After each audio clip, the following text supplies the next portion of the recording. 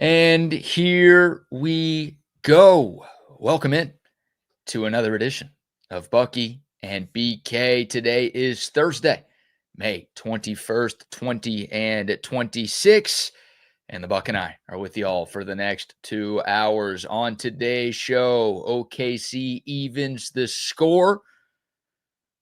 The Western Conference Finals is now tied at a game apiece as the series shifts back to the great state of Texas. We'll recap last night's game 2, talk about what the Spurs need to do to bounce back tomorrow night.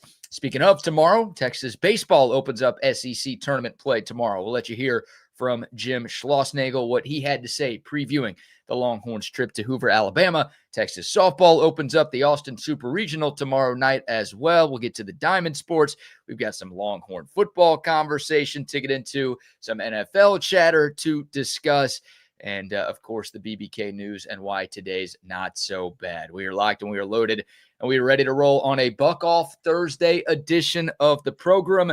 We appreciate y'all spending some of your Thursday with us. Buck, on to you, my man. How are you today? Same to you, man. I'm feeling good. Everything is A-OK. A little drizzly out this way out here in the tiny hamlet of Dripping Springs, Texas, USA, America. It's a little rain overnight. A lot of lightning again. Lightning early this morning. So it's going to be wet off and on, folks. Like I said, if we can get these daytimes where we can get things done in the day, we're going to have some evenings, especially in those early morning evenings where it's going to be some rain, some thunder boomers, but I don't see any really nasty weather. It's just going to be a pain, for the holiday. We're going to get it. We're going to get it off and on. I mean, it's already rained last night, and it's already raining early this morning. So it's just the way it goes. Once again, don't complain about rain in Central Texas yet. I'm not quite to that point. For me, it can go away, and we need that 100-degree temperature. Let's go. What are we waiting for? It's almost graduation time. Kids are almost out of school. Time to get the kids back to camp, summer camp, Camp Civitan. Let's go. Yeah, let's go. Camp that's far away too. We don't want them hanging around Central Texas. Send them out of here. Get them to Virginia, North Carolina. It's time to send them to camp in the Carolinas. Get those kids out of here. But yeah, it's some schools will be out of here tomorrow, looks like, or today's the last day. Some will be next week, but it's almost that time. It's almost summertime. Yeah, congrats to you kids who are wrapping things up today or tomorrow. And apologies to you parents out there because your summer is over. Yes. Now you got to deal with the kids each and every day for those 8 hours that you hadn't had to in a while. Got to find that camp you trust. You got to investigate the camps that are good. I mean, I as a kid, I always thought camp was just kind of punishment just to get away, and it was. I was punished, Camp Civitan, little log cabins, no air conditioning, but it was close in the Carolina mountains when I grew up, and it was okay.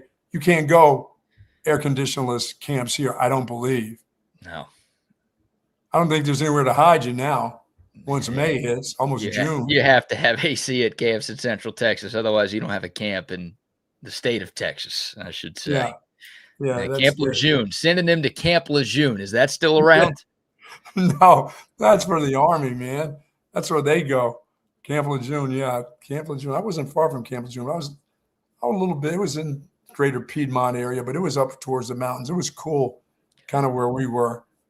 But going to swim in that murky water, I mean, it wasn't like going to the YMCA where you had ropes where you get in this lane and it was just mud and a little deck you'd walk out to. And then, of course, I learned how to swim because somebody pushed me in the deep water. I didn't have any choice. If I didn't get to the side, I was going under. And there was water moccasins. There's all kinds of stuff there. It wasn't like they had patrolled, lifeguards sitting in lifeguards chairs up there. It was just who was ever sitting at the deck where you were. If they were camp counselors and they could swim, okay, you were lucky if you went in and they could come in and get you. But most of the time, dude, you were on your own. Good day to the soldiers at Fort Hood, Texas, the soldiers in the state of Texas, and all those that fight for us each and every day. Thank you so very much for what you do. We do appreciate what you do for us each and every day.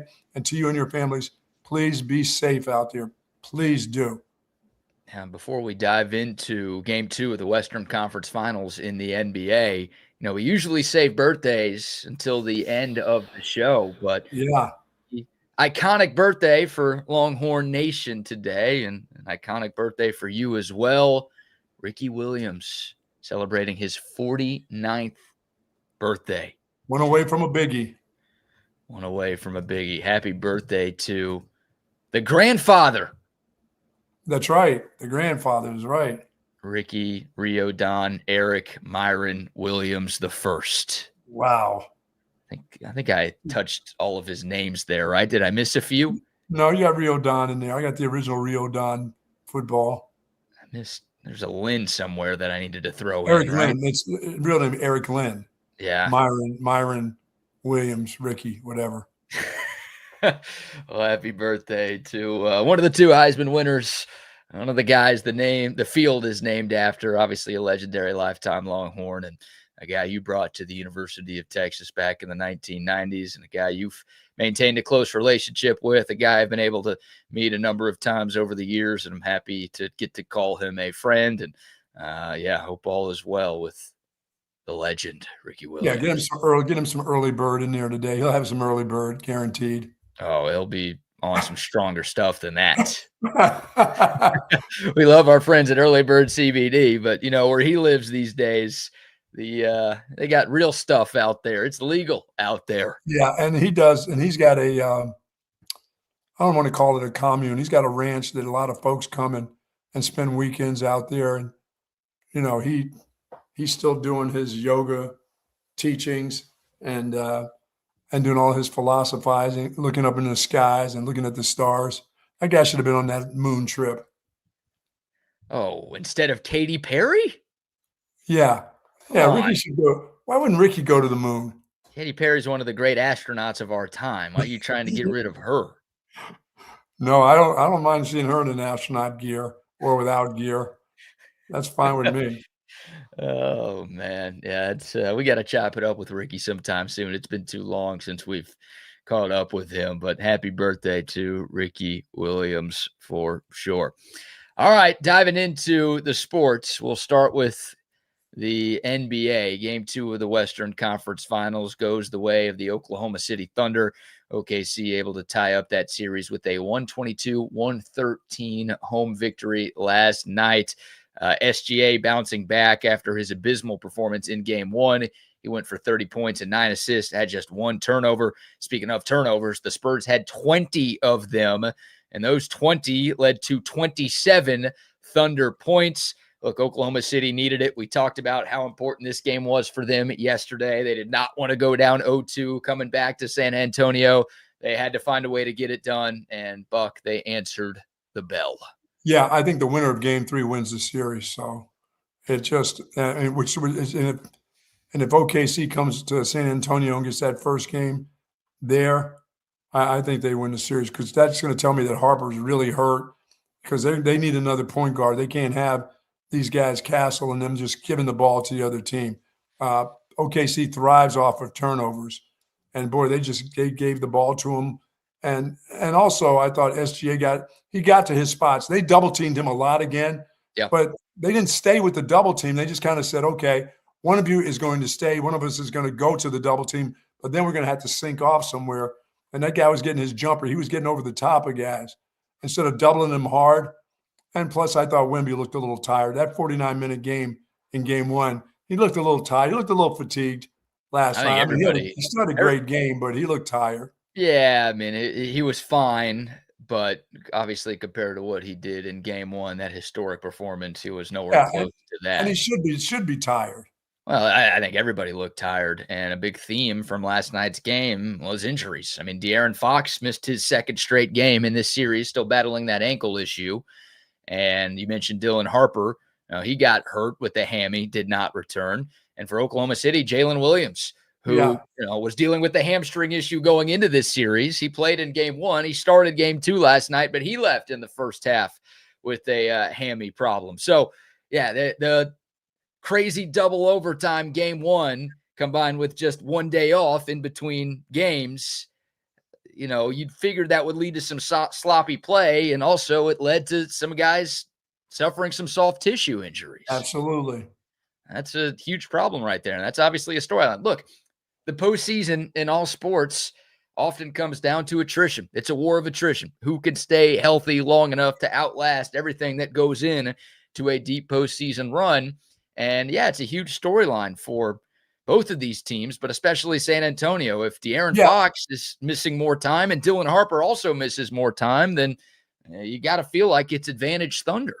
No doubt about it. And I'll say this, maybe it wasn't that Wemby was tired. He got physical by Hartenstein a little bit more than in game one. They let the play go and a lot of hooks, a lot of just leaning on him. And you could tell he felt that a little bit, which he's going to get every game. Because now I think they figured that Hartenstein, go ahead and give up the 4 or 5 or 6 fouls or whatever, but lean on Wemby a little bit. Make him have to work at times. Did you say physical by Hartenstein or fouled by Hartenstein? Oh, he was fouling. He was fouling like mad. He had the hook on. He had him around the waist a bunch of times, but that was there. I mean, that's got to stop. Wemby's got to go to the free throw line a little bit more. When that guy, Hartenstein should have had 12 fouls last night. Yeah. There was also a play where he literally pulled Stephon Castle by his hair, and that didn't get called.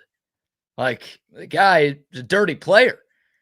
And look, part of me thinks don't hate the player, hate the game.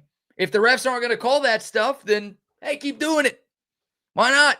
That's a good way to slow down Wemby. If you just foul him and hold him and hook him and grab him, then he's not going to be able to go for 40 and 20 like he did in game one. So if the refs are just going to let all that stuff go, then I don't see why Oklahoma City would stop doing it. No, he's going to shoot a crap load of free throws when he gets back here. You would think maybe he gets a more favorable whistle at home. That's typically how it works. I mean, Wemby only shot 2 free throws last night.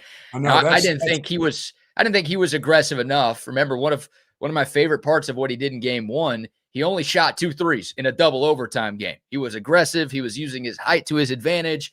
He realized, okay, I'm way taller and bigger than everybody else on the floor, and I'm going to take advantage of that.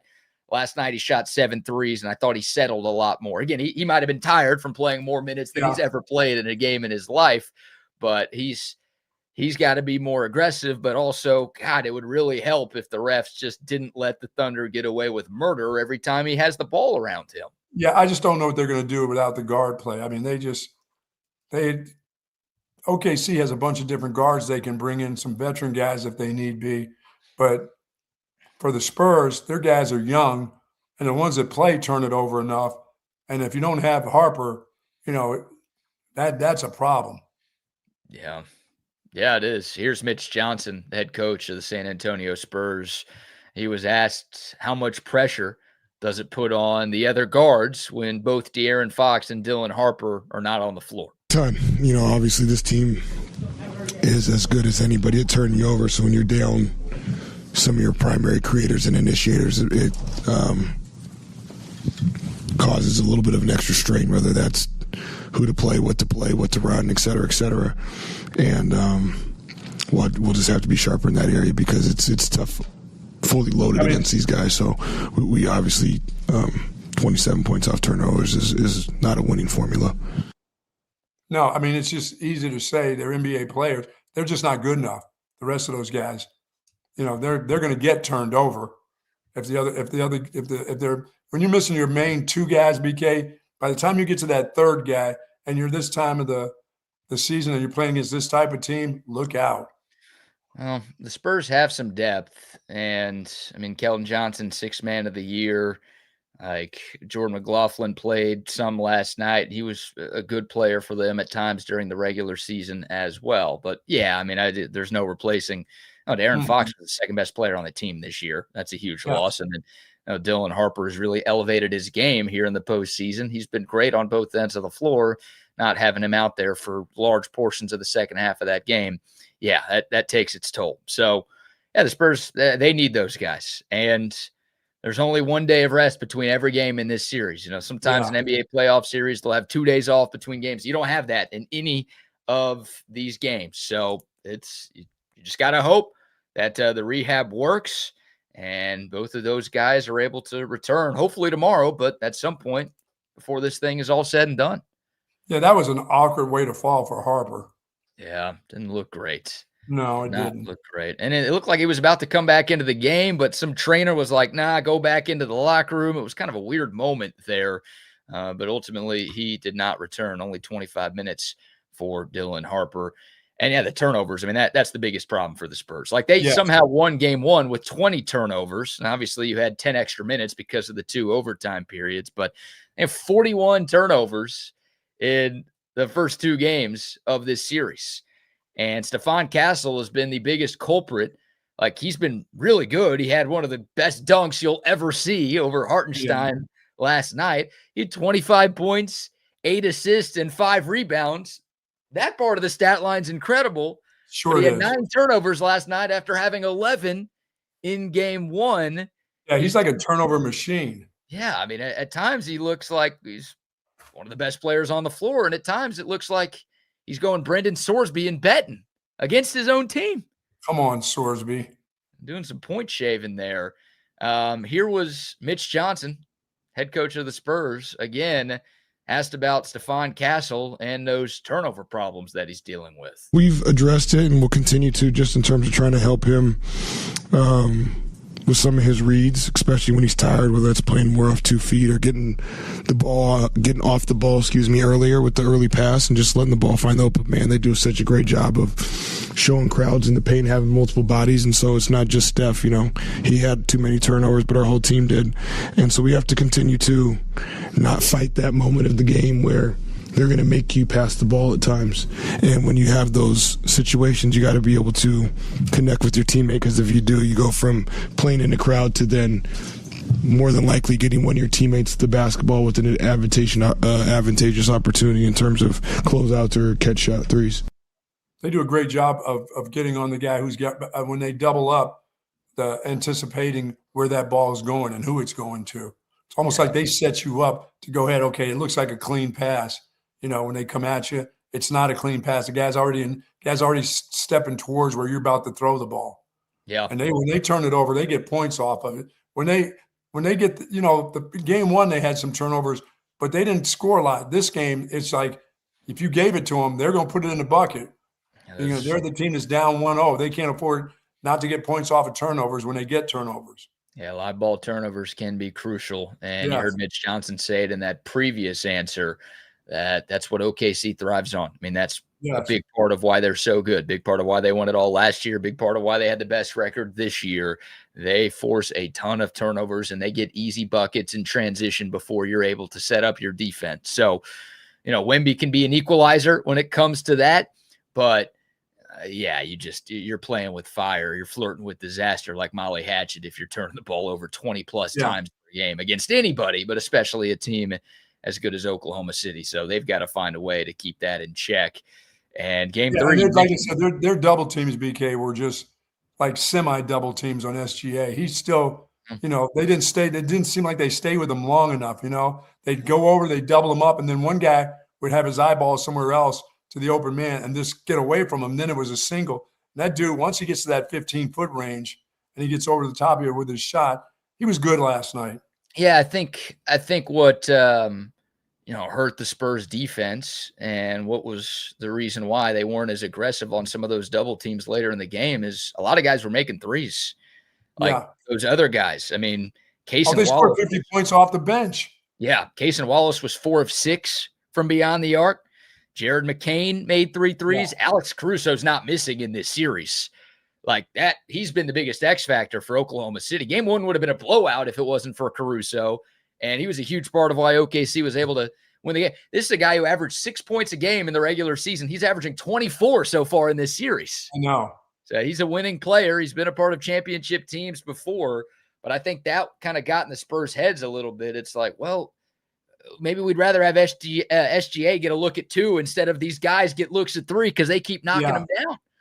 So give those Thunder players credit. I mean, that's like they know the double's coming. Those guys have to make their shots. If they do, they've got a chance. If they don't, then they don't.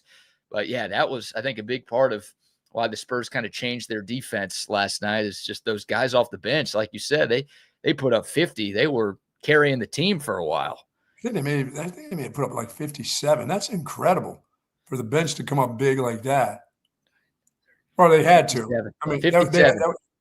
57? Yeah, 57. Yeah, that was a must. They had to have it last. So They did. and Yeah, now, they were the more desperate team. And look, for the right. Spurs, it's mission accomplished. Like, you're never going to celebrate a loss. You're disappointed that you didn't win yesterday, but your goal when you're the road team in a best-of-7 series is to split. Yeah, what sucks is you then lose, and you lose a player possibly. Yeah, that's obviously a big storyline. Well, look, eye for an eye. I mean, right now the Spurs are down 2 big players while the Thunder are only down 1. So it's not really mano-a-mano at this point. But obviously we're not rooting for injuries here. But No. like somebody on Oklahoma City got hurt too in that game yesterday. So Yeah, they're not healthy. And you've got to let Wemby move around.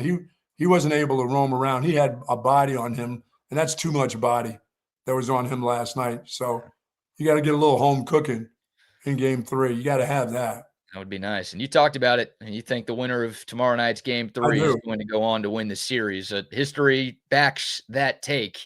In a best-of-7 that's tied 1 game apiece, the game 3 winner goes on to win the series 73% of the time. Yeah, I got a feeling that's the way this is going to go, because if the Spurs were to win it, that tells me that some of the guys that were hurt aren't that hurt, and Wemby's going to be fine, and they're going to get the calls at home. If they turn it over and they don't get that win, and the momentum gets seized by OKC, then I think the advantage goes to them. We'll just see who Once plays. You still got to take the fact that this is the defending champ that they're playing, not just playing anybody. They're playing the defending champs, a team that's got veterans. They understand the pressures of being in situations like this, and you still got a very young Spurs team. Like you said, a young Spurs coach. Everything's new to them, so including injuries, having guys injured, and how do you play with injured players? What do you do? How do you change? I think they've played really well. Like, despite the youth, despite the inexperience, despite the injury issues, it's not like last night was a blowout. They were in that game for the vast majority of it. They were a couple of plays away from going up. Well, Barnes hit that shot in the corner that they were only down 2 points late. Yeah, I mean, they could make a million excuses in the world, but they're playing incredibly hard right now. And I mean, it's high-level basketball. These two teams look evenly matched. They're the 2 best teams in the league. They have been all year. So figured this would be a long series at the start. Now that we're tied 1-1 after 2, I'm not surprised at all. And we'll see if the Spurs can take care of business on their home court. Yeah, see, I mean, I think of college ball, when you get pressure, in the corners and stuff like that. My God, this OKC team looks like a really high-level college basketball, doubling you up, and they will really turn you over. There's not a lot of teams that turn you over like this. This group really, they anticipate well. You don't get those cross-court passes. You can forget about that stuff. They really are athletic. They are. It's a damn good team. So game 3 tomorrow. Buck off to you, by the way. Yes. You had a really rough night on your Gold Star Lodge. Hey, I was right there. Now the hockey game, I wasn't right there. Avalanche got D'd up last night. You lost 250,000 units yesterday. You had 50,000 units on the Spurs plus 6.5. And you're right, for large portions of the evening, they were covering that number. They ended up losing by 9. And then on the ice, you had the Colorado Avalanche in game 1 of the West Final, and they lost. Yeah, the Avs kind of really let me down. I was bumming with them. I thought they were going to put more pressure on the Knights, and they really didn't. That defense for the Knights was really good. It was. Well, while we're on the subject of your unit plays, we've got an NBA game tonight. You've got an NHL game tonight. Yes, I need to know the numbers for the next game. Numbers will mean something tonight. Game 2 of the Eastern Conference Finals. Of course, game 1, you had the epic fourth quarter comeback from New York. They were down 22 in the fourth, came back to win in overtime, and they covered too, which you hit that. Nicely done, sir. The Knicks are 6.5-point favorites in game 2 back at MSG. Okay, I'll take Cleveland for 50,000 units. Yeah, just a small play. Yeah, that's all. You think they pull off the upset tonight, or just? I think they cover. I think we'll have another dogfight. The whole series is going to be a dogfight. They go back to Cleveland. Cleveland's winning those games anyway. Okay. And the Cavs have been very good at home throughout these playoffs. So that's your NBA pick, Cleveland plus 6.5. And I got Carolina, big, 150,000 unit play. This is going to have to be a 2-for-1 again, sir. What? The Hurricanes are minus 199 tonight. Thank God they haven't played in a month. Yeah, they have swept their way to the conference finals. They are hosting the Montreal Canadiens, who needed a Game 7 road win against Buffalo to get here. I'm going 150. I will either give you the 2-for-1, or I will give you even money on Carolina minus 1.5, which means they win by 2 goals or more. That's how you bet spreads in the NHL. I'll take the 150. 2-for-1 or on the spread? Yes. I'm asking you one or the other, not yes. I'm going to put 150 on Carolina. What's that going to cost? 300? 300. That's fine. All right, you're going with the 2-for-1 on the Hurricanes. Opening game at home. You could be in a lot of trouble if the Canadiens win this game tonight, sir.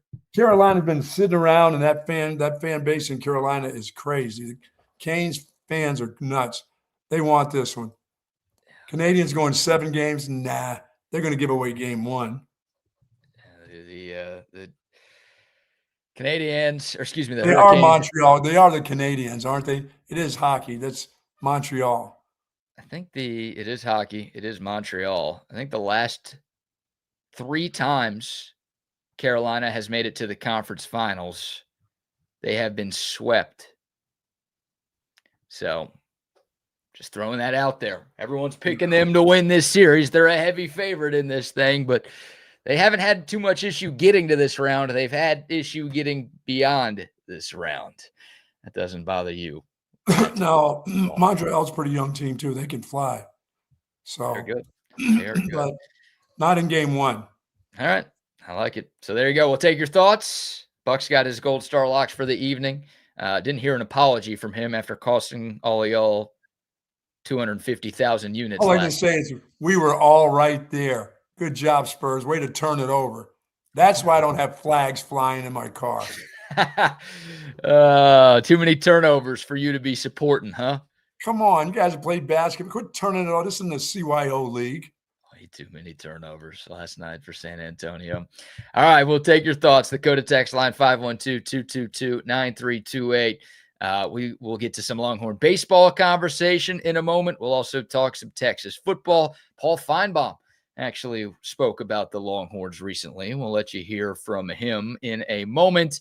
But before we go anywhere else, how about our first round of sponsor shout-outs? Folks, my back's starting to feel a little bit better after last week. And thanks to my Relax the Back chair. 35 years of proven expertise. Our friends at Relax the Back, they can transform your routine and your life. And they've got unbelievable massage chairs, select massage chairs, zero gravity chairs, zero gravity recliners. You got to love those recliners. If you get a chance to sit in one of those recliners, I did that the other day, BK. I just went over here. I was almost like you. Almost fell asleep in the recliner. I was there for 2 minutes and leaned back. And it was like, oh, man, I want to get back up. Those chairs are unbelievable. But then they've got all the accessories. I know I've got the vibrating ball, of course. And they've got all kinds of things that can go inside of your car. If you want to get into the driver's seat and then have a pad that's there that's going to help your back, they have that, the accessory at Relax the Back. 2 locations. One is at the Hill Country Galleria across from Whole Foods, and in North Austin at the Gateway Shopping Center, right across from Container Store. Live pain free like the Buck at Relax the Back. Yeah, my parents have one of those zero gravity Relax the Back massage chairs, and it is my favorite place to be at their place. Can you put a pillow there and just sleep? You could just lean that pillow back. That's not even right. Yeah, my mom does that all the time. She just gets tired of my dad. I'm going to the chair. I'm headed to the chair. Don't talk to me anymore. I'm headed to the chair. And I'm sending you to a different chair if you don't shut up. In a different room. Yeah, exactly. Shout out Relax the Bag. Also shout out to centextickets.com. Some great sports happenings. Texas softball hosting another super regional at McCombs Field starting tomorrow. If you want to catch one of those games, Centex Tickets has you covered.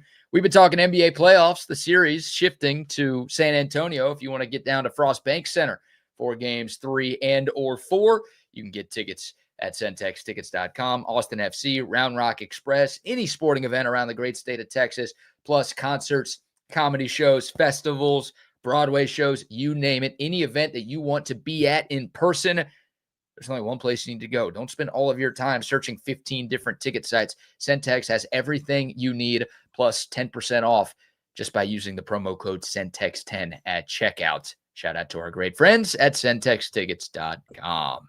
And of course, our good friend Matt King is riding over 2,000 miles from Mexico to Canada as a part of The Ride.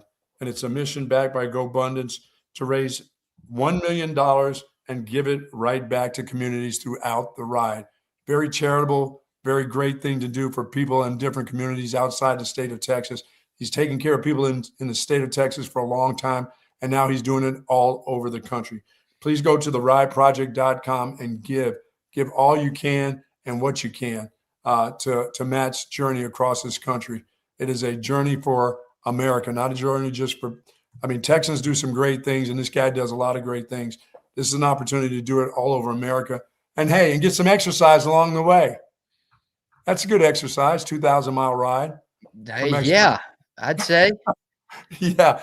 Folks, go to therideproject.com and find out more information and give to Matt King and the Ride Project. Yeah, he's doing more exercise in 2 weeks than I will do all year.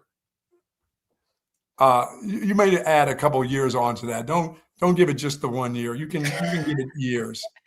You're probably right. I can tell you I've never biked anything close to 2,000 miles in my life combined. So him doing this in 2 weeks is ridiculous and ridiculously impressive. And over $500,000 in donations right now. So thank you all for your support to this point, but let's keep it going. And also a quick shout out to the Altstadt Brewery. You're looking for something to do this holiday weekend, maybe a trip down to Fredericksburg to check out the greatness that is the Altstadt Brewery. This place is awesome. It's massive. There's so much to do. They've got an indoor area. They've got an outdoor beer garden. They've got a restaurant with a full menu serving up European-style cuisine from a former Michelin star chef. Obviously, you get plenty of samples of the greatness that is Altstadt Beer. They've got live music going on as well. Seriously, it is so much fun. Check it out. Go to their website, altstadtbeer.com, for more information and to book your next trip. And, of course, if you're staying back or just staying wherever you are for the holiday weekend, you can get Altstadt Beer wherever you buy your beer. Your favorite bars, your favorite restaurants, grocery stores, liquor stores, wherever you go, you deserve the best. The best is Altstadt. Altstadt Beer. No impurities, no regrets. All right, let's talk some Texas Longhorn football. You're a Paul Feinbaum guy, right, Buck? I am. I enjoy his takes. I don't necessarily enjoy his committee that he dials in every day to talk stupid stuff, but I enjoy his takes. I think he's a smart guy. I think he understands. He's very knowledgeable about football in general, not just SEC football, but all over the country. I like his takes. See, you and I are the exact opposite because I don't think he's nearly as knowledgeable as you do. And the only reason I would ever watch that show is the college. Is for those goofballs. Yeah, just the ridiculous, hardcore, deep South SEC fan. Oh, they are so ridiculous. Who always has the craziest conspiracy theory ever. I love how they talk about how they love each other, but they just crap on each other. They just like those guys. I don't know. They always talk about how we love him. We love Chris from wherever, from South Carolina. He's one of our favorites. Those dudes wouldn't piss on them. They wouldn't give them a cup of piss if they were on fire. They wouldn't do it. They just say, but they say it, in this loving, deep down South way that you're like, oh, he truly means that. I'm thinking, he doesn't mean that at all. Come on, Paul. Hey, Paul. I know. So I enjoy it. I enjoy him. Those characters, no thanks. They're hilarious. Well, this is not a cut from the Paul Feinbaum show, but ESPN's Paul Feinbaum was a guest on Jocks Radio in Birmingham, Alabama earlier this week. And he was asked a question about which SEC team is he most excited to hear from at SEC Media Days. Now, we still have a couple of months until we all descend upon Florida for that event, but he was asked, like, okay, who did the most this offseason? What team intrigues you? Who do you want to hear from when we get to Tampa? And Paul Feinbaum answered Texas. Here's exactly what he had to say. I'm pretty fascinated by Texas. and Arch Manning, and I know I've gone to high hanging fruit there, but a year ago they were put in that position that they simply weren't ready for. You often see this in other sports where a guy has the lead at Augusta or the PGA on the final round and he shoots 78. He comes back the next year in the exact same place and wins. And I feel like Texas is in that spot. Their schedule is really daunting, but I'm curious what Steve Sarkisian has to say, because there's a little bit of chirping out there about him, and I don't think it's justified. He's still been to the playoffs twice. Last year was not a disaster in spite of the opening loss and then the Florida loss. But I think they have the capacity to win the national championship. I just want to know what is different. And I'm sure we'll hear a lot about Will Muschamp. I'm sure we'll hear a lot about Cam Coleman, Hollywood Smothers, a lot of names that are probably going to make them a little better, a much better team, I should say. So that's where there's a million places where I'll be interested in. And I spared you Lane Kiffin. I thought you probably had enough of that last week. Yeah, I mean, I think he's right. It's what is it that's going to separate Texas with the exception? They always have great. I think they always have great talent. Now they had a young quarterback last year that went through the ringer a little bit and now is matured enough that he should be fine. That shouldn't be any question about his ability. It's if he's disastrous the way he looked early in the season last year, the start of the season this year, then it's going to be, oh my God, what has happened? But I don't expect that whatsoever. That's not the part. I expect for the little things in order to win a championship and win the silly games, the Floridas of the world and games like that. That what are you going to do? What have you done that's going to prevent that? That's what we're going to find out early. And BK, we'll find that out. You and I will know it. The people who aren't really paying really much attention to the P word and stuff, we'll find that out in the first two games. Because we'll go from game one and there'll be some silly things that'll happen in game one. And then we'll all talk about how the change comes in game two. Well, look what happens look who you play in game two. The change better come in game two. Yeah. It's not like, okay, maybe there'll be a change in game two. They'll get a little bit better. No, they've got to get a little bit better from game one. They got to be good in game one and in game two. And then you don't have to be that good in game one to beat Texas State. Now, you'd like to pass the eye test. You would like to not have a bunch of penalties. You would not like to not have a bunch of turnovers. I mean, you should be able to take care of business pretty easily against them. But if you are a bit sloppy, if you do look a bit rusty because it is game one, then all right, you should still be able to take care of business. But obviously, that's not going to be the case for game two. No. If you're not buttoned up, I mean, you almost have to look like a postseason team for that Ohio State game because, well, we know how good the Buckeyes are. I think they're going to be the preseason number one team when the season starts, which means I think they'll be the number one team when they roll into Austin on September 12th. So that game will not disappoint fans. You say early in the season, well, early in the season, that team wasn't this or that team wasn't there. Look how better they've gotten late. This is one, I think you'll see two pretty buttoned up teams in week number two. Well, we didn't last year. I didn't think either team looked all that good last year. Now, they both looked a little nervous. The defenses were great. I mean, it was a 14-7 game.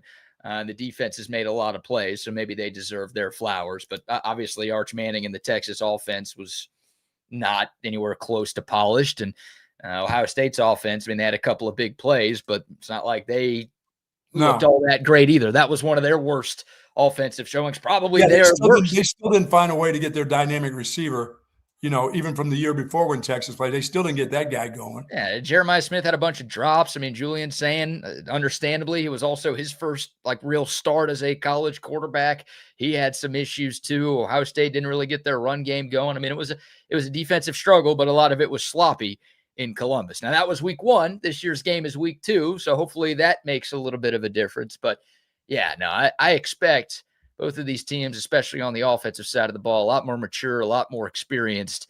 I don't really care what Ohio State looks like. It needs to look a lot better and cleaner for Texas against the Buckeyes this time around than really it has the last two times. I know I'm focused on the trip to Columbus from 2025, but the Texas offense had their issues in that playoff game a couple of years ago, and that was obviously the final game that the Longhorns played that year. So their offense has to be a hell of a lot better than it has been in either of the last two meetings against the Buckeyes. Yeah, they need faster start, period, to the season offensively. Yeah. And Paul Feinbaum, I mean, some of what he said in his cut, talking about Texas maybe being a year early, right? He made that Masters comparison where the guy is a lead going into Sunday, but blows it on Sunday. But then, hey, the following year, he's right back in that same spot and he gets the job done. Sure. That's what he's saying Texas could be. And I do love, Paul Feinbaum being like, Texas had unfair expectations placed on them last year. It's like, dude, weren't you the guy who said he was? Arch Manning is like the best quarterback since Tim Tebow before he even started a season? Yeah, he pushed the Arch Manning button a lot last year. There was nobody pushing Texas and pushing Arch Manning more than Paul Feinbaum. There's no and it's doubt. Like I can't imagine you've seen this meme. You're not a huge meme guy, but Tim Robinson, I think you should leave, or he's in a hot dog suit. And he's like, we're all looking for the guy who did this. When he drives a Wienermobile into a store, it's like, it's clearly you. That's Paul Feinbaum. He's like, oh, the expectations placed on Texas last year were ridiculous. Who did that? It's like, dude, that was you. Yeah, his group of minions were all over him about that too. And the minions were right. Yeah. Unfortunately, we were hoping they were wrong, but yeah, I got a kick out of Feinbaum saying that. Your thoughts on Paul Feinbaum talking about Steve Sarkisian, saying that the criticism of him has gotten a little unfair or overblown. Do you agree with that? I think this year is the telltale year. This is no excuses. Fix what has been screwed up. You've been close, and now you have the quarterback, and you have you've got the players, and you got everything that you need this year. The criticism, 9-3 will be not good. 8-4 will be absolutely a disaster. An undefeated season or a one-loss season would be great. Give me to the finals, please, without any excuses. I mean, I know injuries happen, but you should have the depth in all positions right now, except for the quarterback position, to get that part of it done. Anybody that loses their quarterback is you just can't say that, oh, you should have the depth to do that. No, there's nobody in the country that loses their starting quarterback and then says, oh, no, we're just fine. You can't. That's the position you can't lose. The rest of them, you should have depth in. I don't care about hearing about the offensive line. No Texas fan wants to hear about that again. Well, look, I think there are levels to this. I think there are certain positions where Texas can withstand an injury or two more than others. And I think that's the case for every team around college football. Like, nobody has perfect depth at every single spot on their team. If Trevor Gooseby goes down, God forbid, then that's pretty impactful right there. Like, there's no Trevor Gooseby sitting on the Texas bench right now. So there's, if they lose a defensive tackle, well, it's like, well, they got 4 or 5 more you could just throw in there. But obviously quarterback is most important. But yeah, injuries could derail this team just like they could derail any team around college football. I'll say this. Like, I love that Texas football is back at the point where a 10-win season is a total disappointment, right? Because for a long time, I mean, when Tom Herman had that 10-win season where Texas played for the Big 12 title and beat Georgia in the Sugar Bowl, it was the greatest thing ever.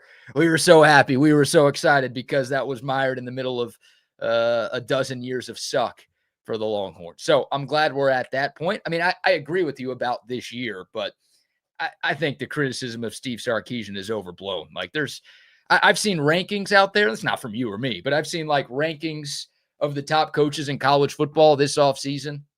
And there are lists where Mike Elko and Brent Venables are ranked ahead of Steve Sarkisian. Yeah. It's like, what are we doing?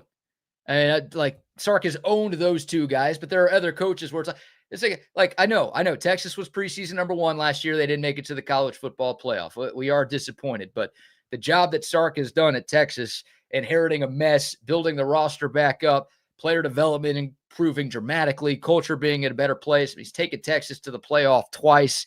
I just I do think there's a lot of unfair criticism of Steve Sarkisian that's going on out there. I know you're not satisfied. That's not enough for you. That's not these getting to the playoff deals is not. And for me as a former coach, the fact that I'm getting, if I can get to semifinals and get to finals, as I said, just get me to the finals and let the chips fall from that point on. I got to coach too. You get me to the finals, I got to do something that's going to help my ball club out and get me over the hump of, winning that national championship. This is a year. I just want to get to that game. I want to be able to go to Vegas and be a part of seeing that game, seeing what that game is all about, in Vegas. Anything else to me, BK, is just, it's a good year. It's just another good year. Well, look, at some point, yeah, you have to get over that hump. But I'm very satisfied with the job that Steve Sarkisian has done as the head coach of the Texas Longhorns. I'm not one of those guys that are saying if he doesn't get it done this year, he should be gone. I'm not. I said I still remember what it was like before he got here. Right. Do you think the criticism that's out there right now is warranted? You keep talking about. I think he's one of the best coaches. I think he's one of the best coaches in college. One of the best organizers. One of the best coaches. An organizer of staffs. I mean, there's times where everybody's going to get it. If you're the play caller, you're going to get it. Now, he shouldn't be getting to the point where you got to get rid of him. I don't think that's, and all that stuff about having another play caller. I'm still not, like I said, he's not going to be here if he gets to that point where they're trying to force him to get a play caller. He'll be elsewhere. He'll take his skills somewhere else. I don't believe I hope it doesn't get to that point, but I don't think that's in his DNA to not be the guy calling plays. Yeah. Well, Texas is 35-8 in the last 3 years, and they're tied with Ohio State and Georgia for the most NFL draft picks over the last 3 years too. So look, again, you don't get infinite grace. Eventually making the playoff isn't enough. Eventually you have to break through. That's the reality. I get a kick like people saying Sark can't coach after going 10-3 and beating 3 top 10 teams in one season. I mean, Texas was the first team since 2019 LSU to beat 3 top 10 teams in the same regular season. Now all of a sudden the guy can't coach. No, he can do more than coach. He can organize. He makes good decisions on personnel. I think he's more than just a good coach. I think he's one of the best coaches there is in college football right now. He just needs to go ahead and get it done. And this is the year to get it done. There's not very many excuses you can hold except for a bunch of injuries with me. You don't care about the schedule at all. The fact that they have the hardest schedule in college football, that doesn't fly. No, because I think they have one of the most talented teams in college football. Well, they do. And play them hard ones. Play every week. Don't play the patty cake schedule. You're playing a good hard schedule, and I expect them to win a bunch of those games. I do too. But there's some other talented teams around the country. Indiana's talented, and they get North Texas, Howard, and Western Kentucky in their non-conference. Yeah, Indiana also has a national championship under their belt with a coach that came in here in 2 years and got that done. So they have some grace periods, after you win. I'm just saying in terms of schedule, like that's I'm asking you if you think the schedule is a fair reason for Texas to not achieve their goals, and your answer is no. No, okay. I don't. All right. I'm just there are multiple metrics out there that say the Longhorns have the most difficult schedule in the country in 2026, but that doesn't matter to you. Which is look, you're not alone. It won't matter to me if they end up averaging 11 penalties a game, even with that tough schedule. I'll be like, what? No, they didn't average that many last year. So if they're averaging 11 this year, then you might be changing your stance about Sark being the head coach in 2027 if they average 11 penalties per game this year. Considering they were second to last in the country last season, around 8. If they get 3 penalties per game worse, then I don't know if you're going to be very forgiving. No, and I know you're not going to be for that. You don't. That's the one thing. That's the one thing that they have to change. That should be, if that's going to be a priority. We'll find out what the priority is when it comes to that anyway. We'll see that when the games come. We can't, we can guess of what they're doing and what they're trying to prevent it, but we can only see that when the games come. Yeah. Sorry to hit you with the Tom Herman here, but winning is hard. Winning a national championship is not easy. There's only 5 active coaches in college football who have won one. There were 4 before Curt Cignetti got his in January. So even with the schedule, will you have a team that's as good as this one? You think this is one of the better ones he's had? Yeah, I think it's the best one he's had. It's definitely the best offense he's had. There's no doubt in my mind. So look, it took Mack Brown a while to get his, what was it, year 8 for Mack Brown before he won his national championship. Like I don't want to wait a couple more years for Steve Sarkisian, but sometimes there's a build-up period, and maybe these last few years have been the build-up for a special season in 2020. Yeah, and if he doesn't do it defensively, he's going to catch it for getting rid of a guy who was pretty good defensive coach. I mean, there's a lot of pressure on Sark in a way. I mean, as the entire coach now. Now, I mean, he can turn this over to Coach Boom and have him the defensive head coach all he wants, but it's all going to come back at him. For sure. Look, most people agree with you with everything that you just said, right? They don't care that the schedule is really difficult. They don't care that, it's 9 SEC games and you've got Ohio State in the non-con. Like, none of that stuff matters. It's all right. Like, you spent all this money in the portal. You made all these changes to your coaching staff. I mean, you're talking incredibly highly about this team and incredibly confidently about this team. Like, go out there and get the job done. So that's the goal, obviously, for Steve Sarkisian and for Texas, but that's almost the expectation for a lot of Longhorn Nation this year. It's like there's going to be a lot of folks who are disappointed, even if Texas does exactly what they did in 2024, and that's play for a conference title, win a couple of playoff games, make it to the Final Four. For a lot of folks, that's just not going to be good enough. Yeah, and winning a conference title means what? You're probably going to win 10 games or 11 games anyway in this conference. Yeah. I mean, I'm if that guy wins a SEC championship, I'm good. I'm good. I want more. I think every Longhorn fan wants more. But if he wins this conference championship, I'm still satisfied with kind of what the job he's done. I think the trajectory is the right way. What if they win the SEC championship and then lose in their first playoff? I'm not expecting to lose game one. Oh, that's not – well, don't say that. Like, you just said if they win the conference championship, it's a successful season. I got to ask you, what if they win the like Georgia? Georgia did that last year. They won the SEC title. I know it's different. They've got 2 championships under Kirby Smart, but, like, they won the SEC and then they lost their first playoff game. Are you happy with that? It's a good year. That ain't a good year. I ain't happy, but it's a good year. No, that ain't a good year. That's you can't. That'd be such a disappointment because if you win the SEC, what if they beat Georgia in that game? Would you be happy then? Would you be? I'd be happy at the time, but if they lost their first playoff game, I'd be like, "What was it all for?" Like, you're right because I'm about circumstance. I mean, there's no circumstance. You got the depth. You have everything, like we said at the beginning of this. It all started. You have everything in place. If you're good enough to win the SEC, you should be good enough to win the national championship. And if you win this conference, you're going to be at worst, I would think, the 2 seed in the college football playoff. So if you're getting a first round bye, almost guaranteed. It's supposed to mean more, but over the last 2 years, it hadn't meant more to the SEC, really. The SEC has never meant more than a national championship, regardless of what their conference slogan is. To hell with the conference title. Go win the Natty.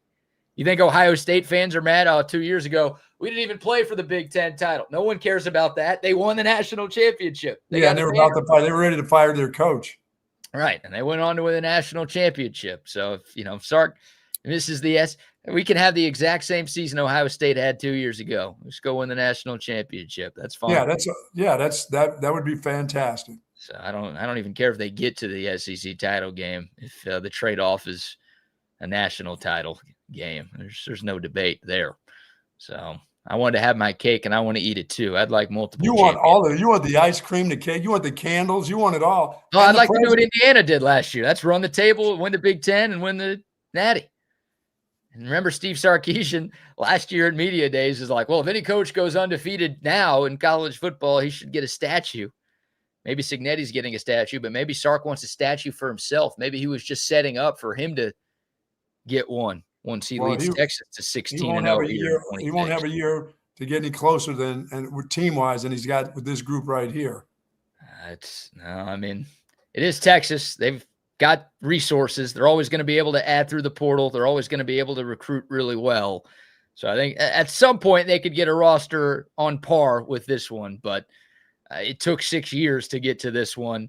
And I sure as hell can tell you, I don't think it'll be in 2027 where the roster's going to look as good as the one in 2026. So things will change. Things will look a little different the following year.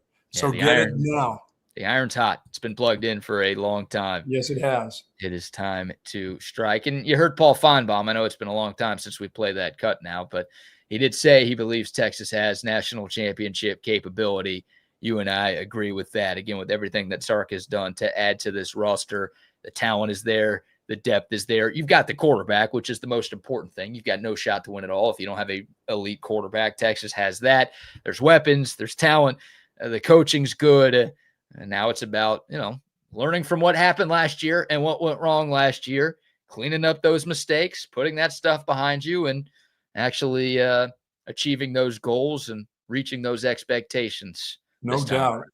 Yeah, as Feinbaum, he just makes me laugh because he was touting he was touting Arch Manning so hard last year. I mean, his callers were all over him. Oh, Paul, come on, Paul, he's just a kid. And Feinbaum was pushing that whole narrative, and he was pushing it heavy last year. That's a solid SEC fan accent right there, sir. Thank you, sir. Yeah. I spent some time in the Carolinas. Is that right? Yeah. Real SEC country right there. No. Not Tobacco Road was not real SEC country. You were in North Carolina? Yes. Or there's no SEC team? Yeah, I was an ACC guy. It just means less, the ACC. It sure does. That should be their slogan right there. They should jump all in on the SEC bit and just go, it just means less. That's right. Just add a couple of West Coast teams to your conference. That'll do it. Yeah, it makes no sense. It makes no sense. So there you go. Paul Feinbaum. I'll play it one more time. Here was Feinbaum, if you're just joining us, talking about the team he's most fascinated to hear from. That was the question. He wasn't asked specifically about Texas. He was asked, which team are you most fascinated to hear from when we get to SEC Media Days in a couple of months?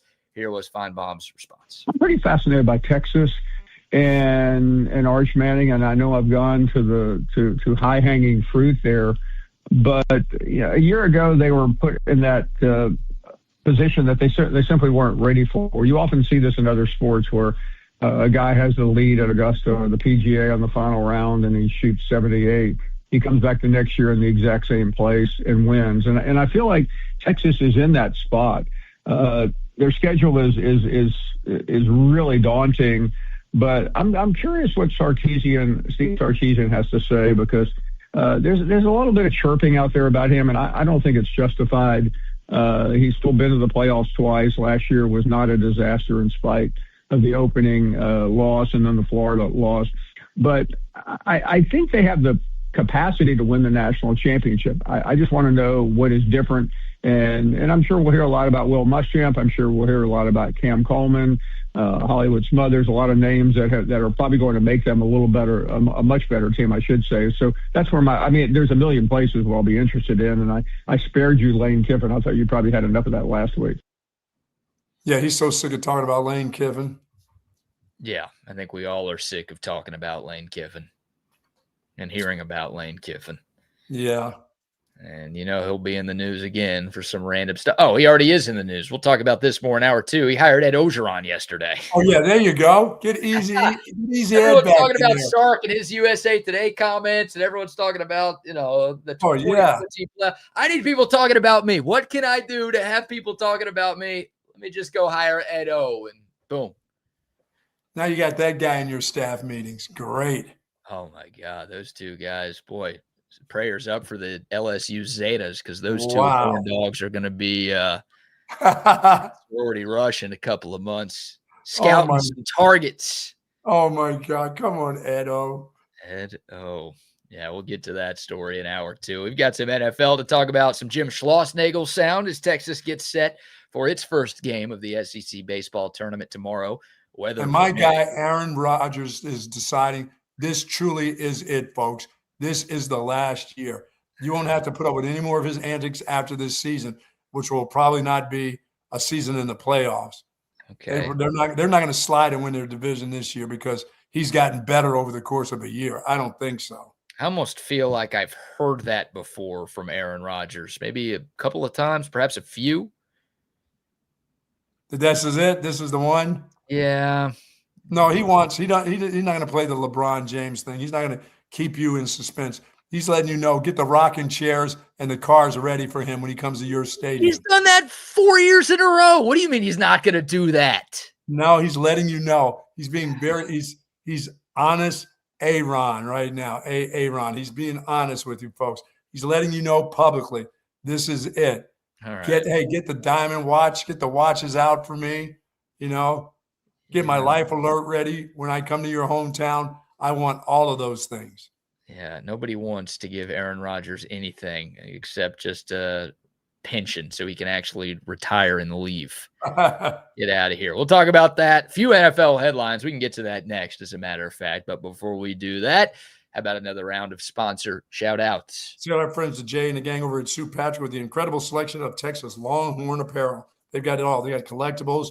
They got tons of Texas-themed items, books, you name it. They got a wide variety of men's and women's clothing in all sizes. Sue Patrick offers free shipping on online orders, $59 or more. Free curbside pickup, of course, and plenty of parking space at 5222 Burnett Road. Father's Day just around the corner. Dad would love to have those wonderful golf polos, kids.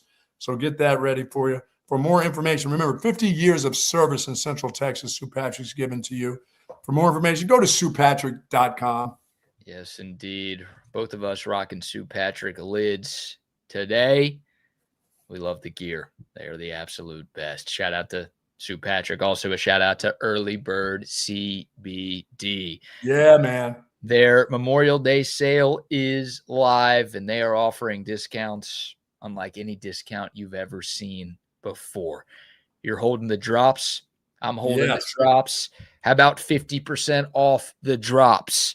That's right. The lowest price that Early Bird will ever offer for drops. You can get them right now. It's their brand new product. It's only been out for a couple of weeks. We've been telling y'all about them for a couple of weeks. The Buck and I have tried them multiple times. We both love them. Now is the perfect opportunity for you to get your hands on the Early Bird CBD drops. Again, 50% off right now. Just use the promo code SUMMERTIME when you check out at earlybirdcbd.com. The sale goes through Monday. That's it. Memorial Day sale goes through Memorial Day. That makes sense.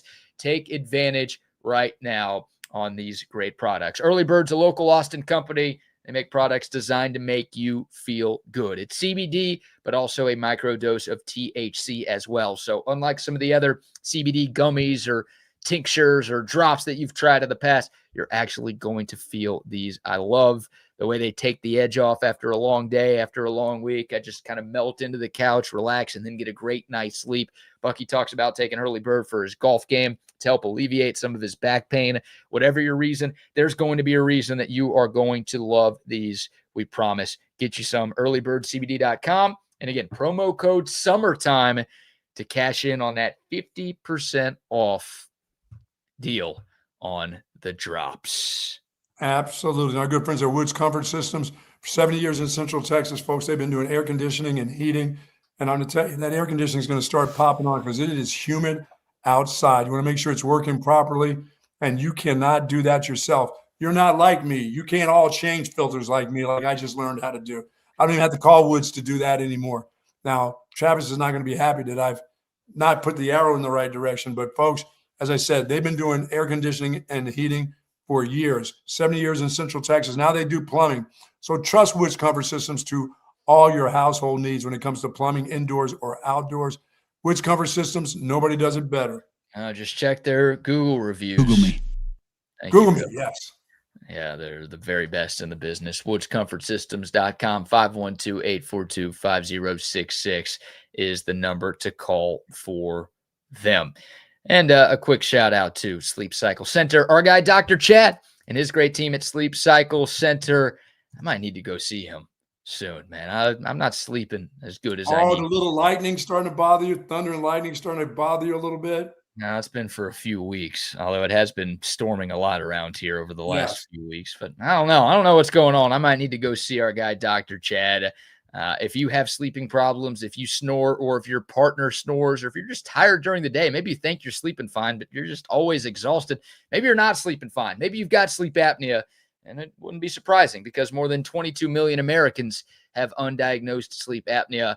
It's not just annoying. It's something that could be a serious health problem. NFL Hall of Famer Reggie White lost his life in his sleep due to undiagnosed sleep apnea. Dr. Chad's father lost his life in his sleep due to undiagnosed sleep apnea. It's why Dr. Chad cares so much about getting rid of your sleeping problems. It's not just CPAP. They have tons of other appliances and alternatives to CPAP. Go get your sleep taken care of. 2 Austin area locations, one up north, 183 and Breaker, the other in Lakeway off of 620. SleepCycleCenters.com is the website. Free consultations for listeners of this show, plus $100 off an at-home sleep study if you tell them you heard about it right here on Bucky and BK. Yes, sir. All right, some NFL conversation to dive into here on a Buck Off Thursday edition of the program. Aaron Rodgers, you talked about it. Had a press conference yesterday in the Steel City, and he said that the 2026 season will be his last. I wonder if he can last that whole season. That's the deal. He lasted all last season, didn't he? Yeah, until he got to Houston, to your group just put him on his back so often. I just don't know.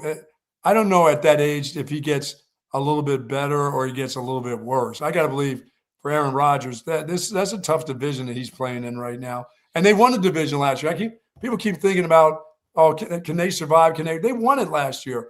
The hell did they do? Have 9 wins to win that division?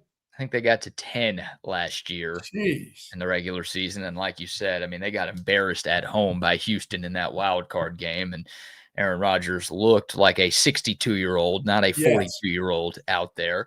But he did stay healthy over the course of the season. He did do enough to lead Pittsburgh to the postseason. And I thought he played pretty well. Again, it's not prime Aaron Rodgers that was out there by any stretch of the imagination, but I thought it was a nice bounce back after some of the previous years that he had. Obviously, that experiment with the Jets was a total disaster, as it typically is for any quarterback who tries to play for the Jets.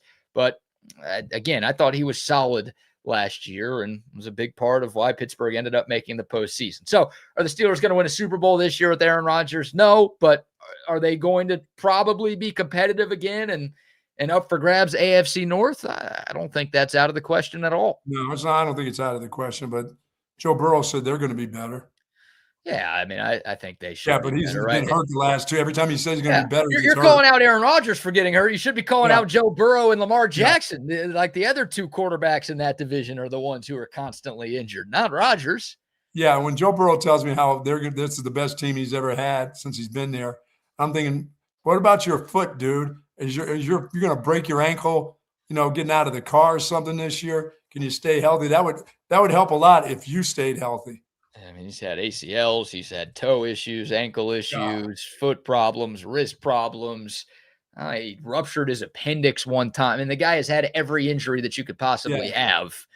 And we'll see. I mean, the Bengals did make a Super Bowl a couple of years ago. They lost to the Rams, but if Joe Burrow is right, and this is the most talented team he's had in Cincinnati, then maybe they've got a shot to make some noise. I still feel like people pick the Bengals to do well every year because we know Burrow's great when he's actually on the field.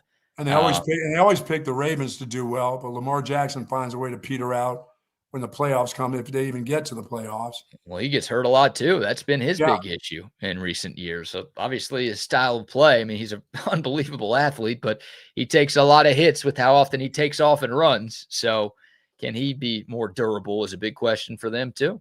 Now, I don't know if it was Michael Wilbon I heard talk about him, but I'll just say this. I have noticed that his speed is a little bit different. Remember, he used to run away from guys?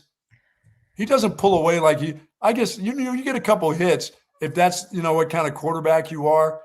After a couple of years, you're not quite as quick as you were like 3 years before. You don't keep that same, quick twitch. They knock that quick twitch out of you, Maybe it's just aging a little bit for Lamar Jackson. He's been in the league for 8 years, so he's getting a little bit older. Maybe that's a part of it, but I don't know. I still think you don't run like you did when you were 22, I don't believe.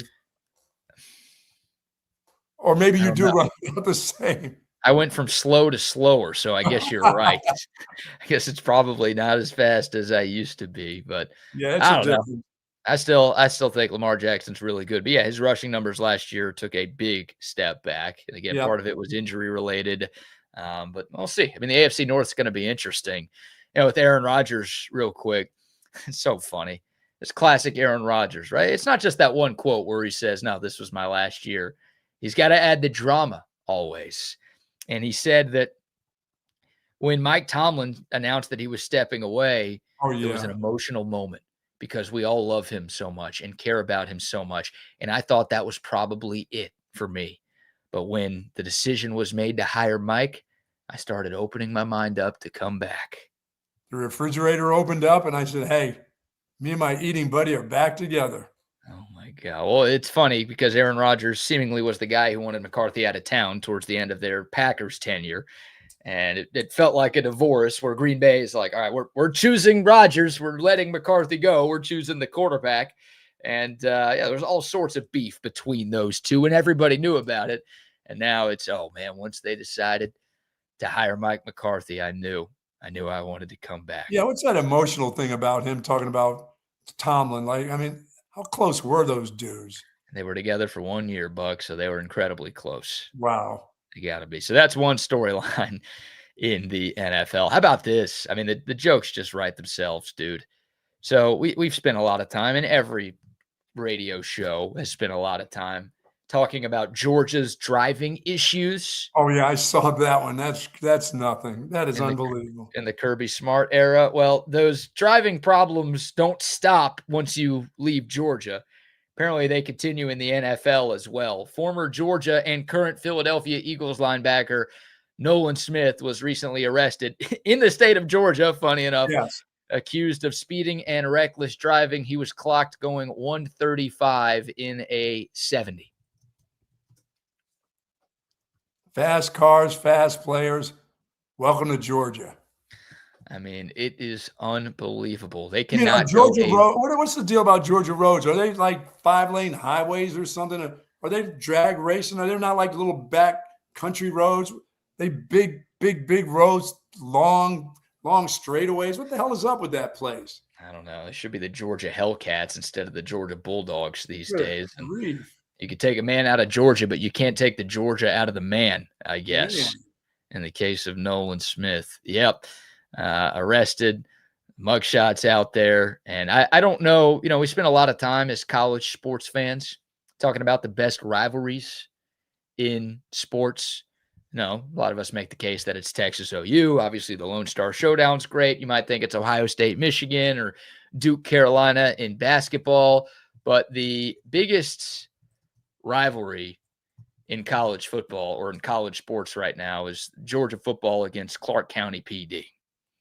Boy, they're having some problems there. I mean, that's just nonstop. Those two, they're duking it out all the time. Texas and OU only play once a year in football, but Georgia goes up against the Athens Clark County PD once a week. They're not running moonshine, are they? They just driving, just driving fast. I mean, it feels like 19 times out of 20, it's a driving incident. Could be worse. Man. But it never ends, dude. It never ends. Yeah, they should get their license till they're 21 there. How about Uber? Why don't they have an NIL deal with Uber or Waymo? Put like a patch on their jersey and just give everybody. They get into the pros and they making money and they really can't get it. They still don't know what to do. Yeah, stop giving out cars to Georgia football players, I think. My goodness. Couple of other storylines. Speaking of NFL players being in trouble, Rashee Rice, Kansas City Chiefs wide receiver, was sentenced to 30 days in jail earlier this week. He tested positive for marijuana in violation of his probation.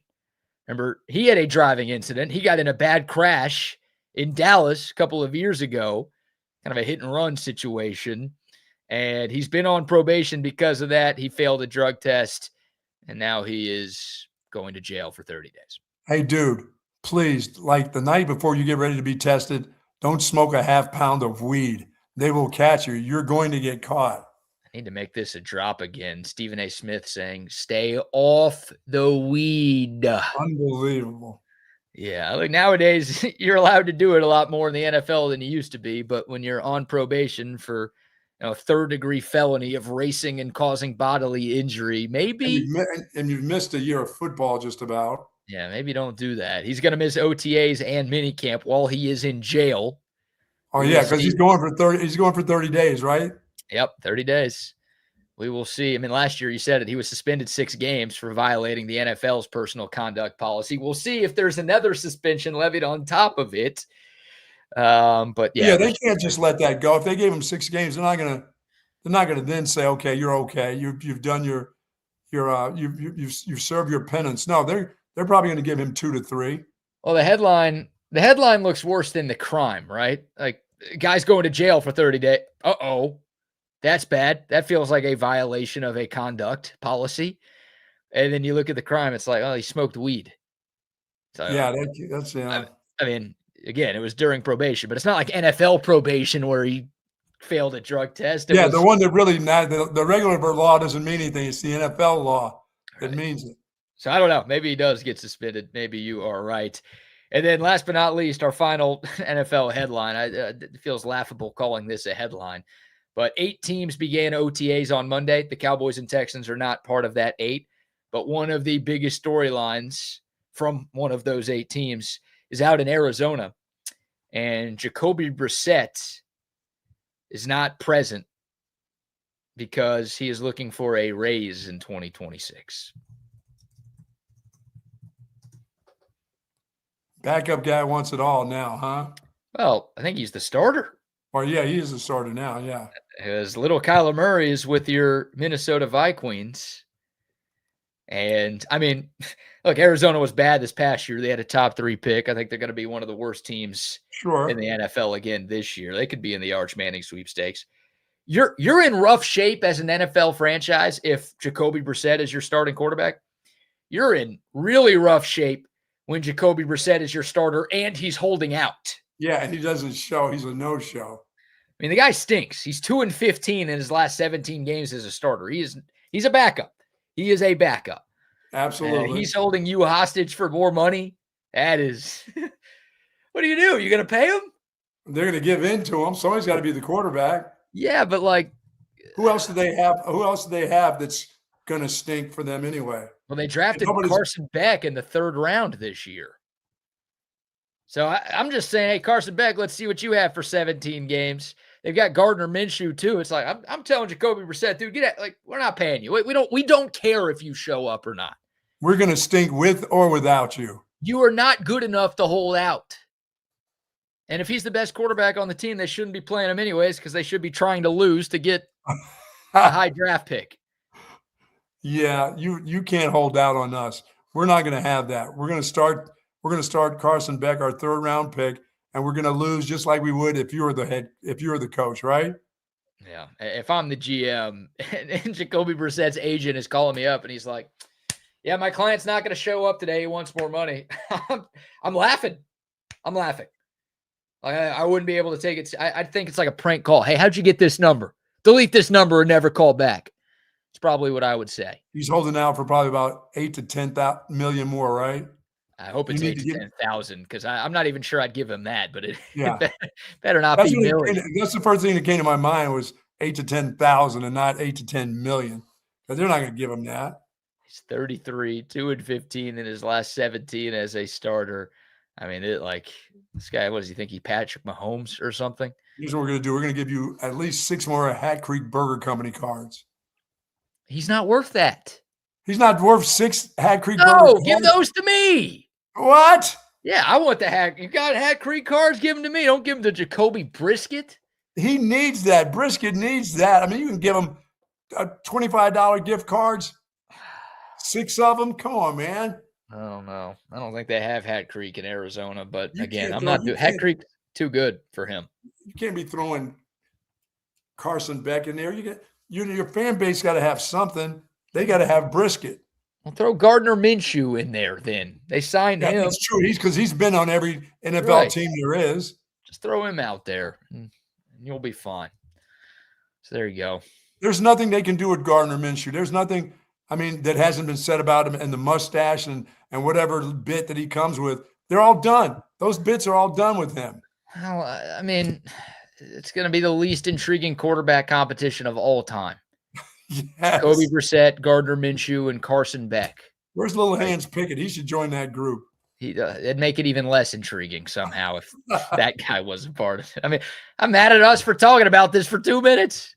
Oh, my goodness. Just I saw that headline, and again, I couldn't help but laugh. Like, Jacoby Brissett is holding out for more money. Where are we at in the NFL today? Oh, my God. There you go. There's your NFL chatter. All right, we will shift gears here. Let's get into some Longhorn baseball conversation. We will have a local show, I believe, tomorrow. I don't know. Do we want a 4-day weekend tomorrow? We truly do. Have we earned a 4-day weekend? Should we let our audience? I'm still recuperating. Hey, by the way, buck on to all you folks for the 25th annual Mullet Open. I didn't give everybody a big buck on, but thanks to everybody that came out, all the sponsors, you, BK, putting it into it. Harge and Mark Henry for showing up that day. They didn't have to do that. They came out. Appreciate them. Hey, my Starbucks ladies, thank you for showing up and showing out big. Everybody over at Lost Pines, the golf club, the hotel, the whole works. Thank you. That was tremendous. I appreciate that. Yeah, we need a damn 4-day weekend. All right. It's decided. Nice. Just like that. Just sleep in tomorrow morning. Sleep in tomorrow morning, sir. Ask and ye shall receive. Yeah, that's nice. Nice job. Yeah, thank you very much. Yeah, we should give away a Cabo Bob's gift card. Maybe that'll help the people forgive us. There you go. Giving away a $50 Cabo Bob's gift card today. Go to text line 512-222-9328. That's 512-BABY-FAT. Send us any text on the Coda text line, and you'll be entered to win a $50 gift card from our great friends at Cabo Bob. We ain't working, the randomizer needs to work. The randomizer will be putting in work before we wrap things up at the top of the hour. Sweet. All right, let's talk a little Texas baseball, Buck. The Longhorns will play their first SEC tournament game tomorrow afternoon in Hoover, Alabama, weather permitting. There's currently a 100% chance of rain tomorrow in Hoover. So we will see if this game starts on time. It's supposed to start at 3. Hopefully this game is played at some point tomorrow. But, Texas will take on Arkansas. The Razorbacks took down Tennessee yesterday. I'd like to see the way they were hitting the ball yesterday. I'd like to see that. They hit 4 moonshots. Yeah, they did. Not just 4 home runs, but like 4 monster blasts to get by Tennessee. Obviously, the Longhorns and Razorbacks did not play during the regular season. They played last year in the regular season in Fayetteville. Things did not go well for Texas. The Longhorns were swept. I've been talking to some Arkansas people over the last 12 hours or so. They tell me that this is not the same Arkansas team that they had in 2025, but they are still very good.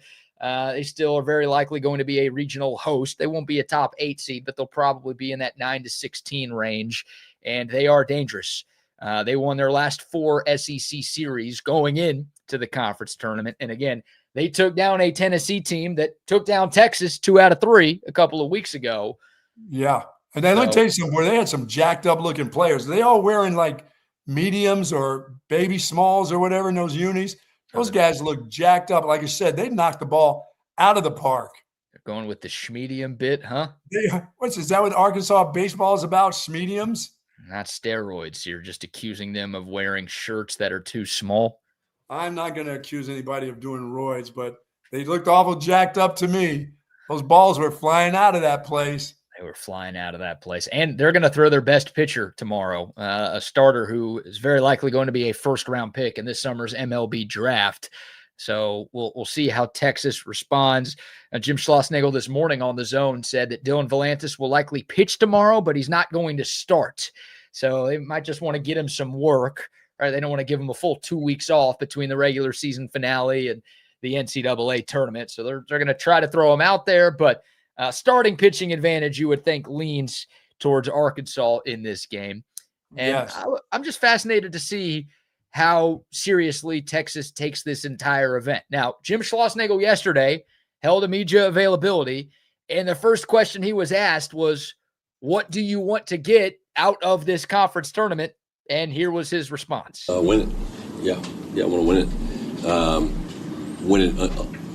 Win it under the right circumstances, under the right within the right framework, I guess. I don't think you ever want to get used to losing or anything like that. I think it's good for us to stay sharp. I think it's good for our hitters to get competitive at bats. I think it's good for some guys who haven't pitched in a while to get super important innings.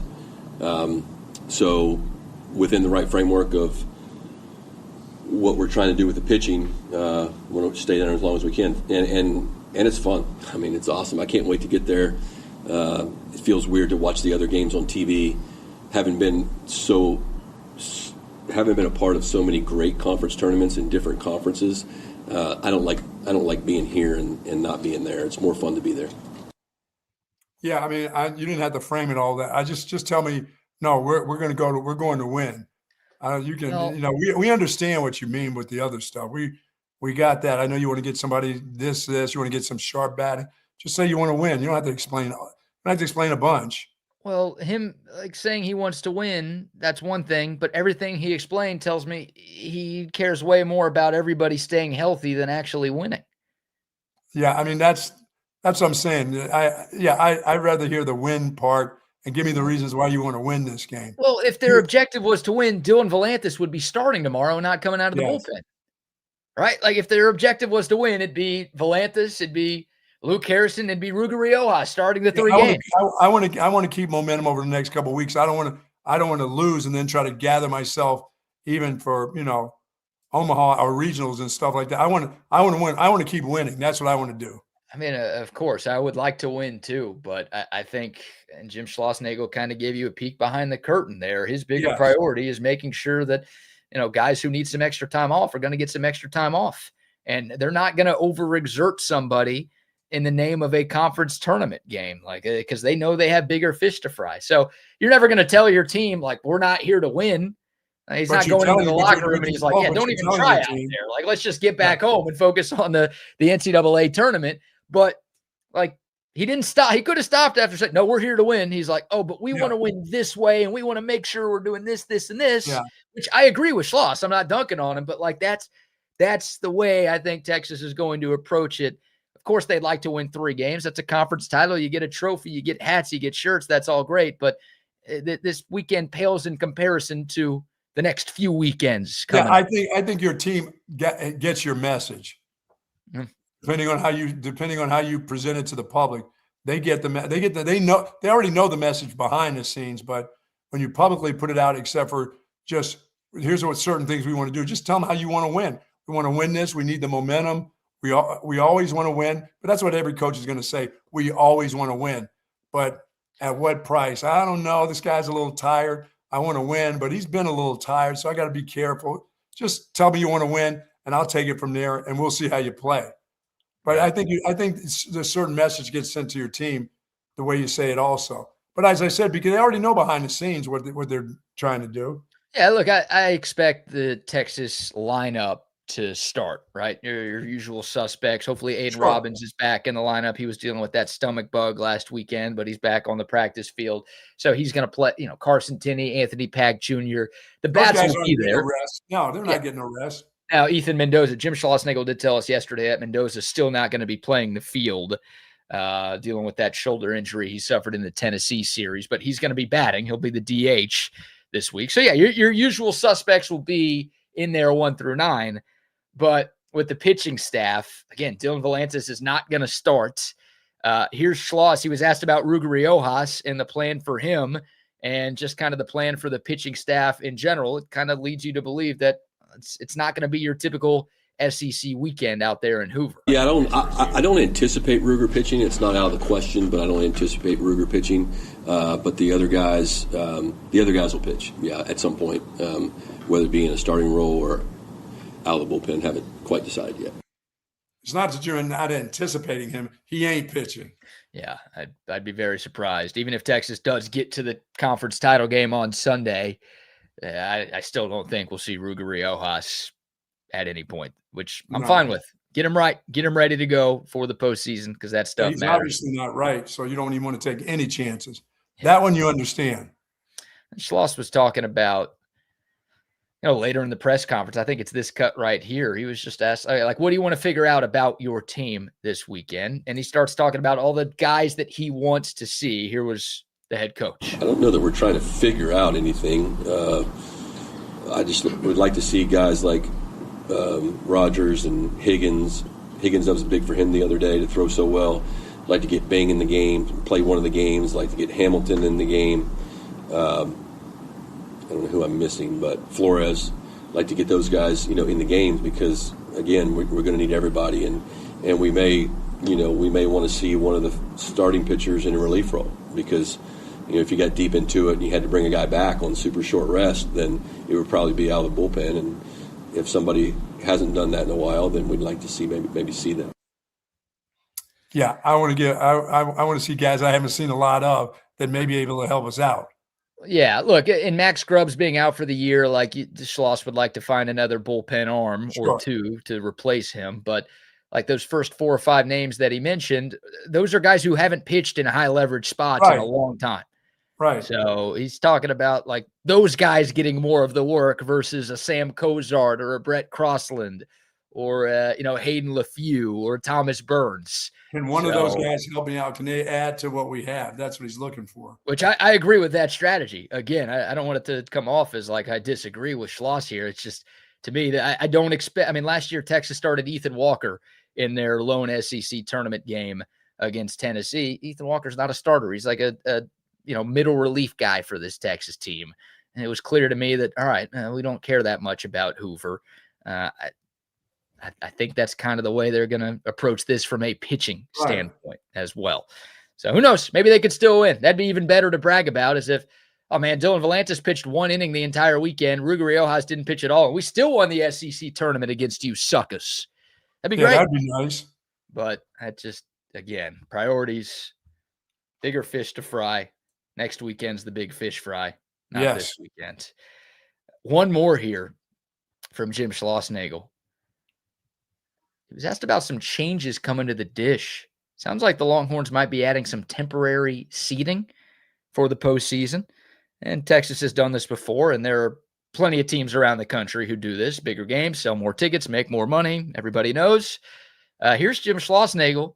He was asked about some changes that could be happening to UFCU Dish Falk Field starting next weekend. Yeah, I think what they're building there is a kind of a party deck type thing that'll be sponsored by someone, and then I don't know if they're selling the whole thing as like you can buy it for each individual game or buy it for the day, or if you can buy individual seats. But I think it's a great little precursor for what over the course of time what I would love to see out there, which is I'd like to see some level of seating or walkway or just a way to get more people in the outfield. And I know Chris Del Conte wants the same thing. We have some limitations with the streets and space, but I think it's a good precursor to maybe gauge interest from people and see what they think. But I love it. Drew Martin, who is one of our associate athletic directors, it's kind of his baby, and he's done a great job with it. I've seen the mock-ups of what it's going to look like, and so super excited about it. Yeah, don't mess with the salamander, whatever you do. The who? The salamander.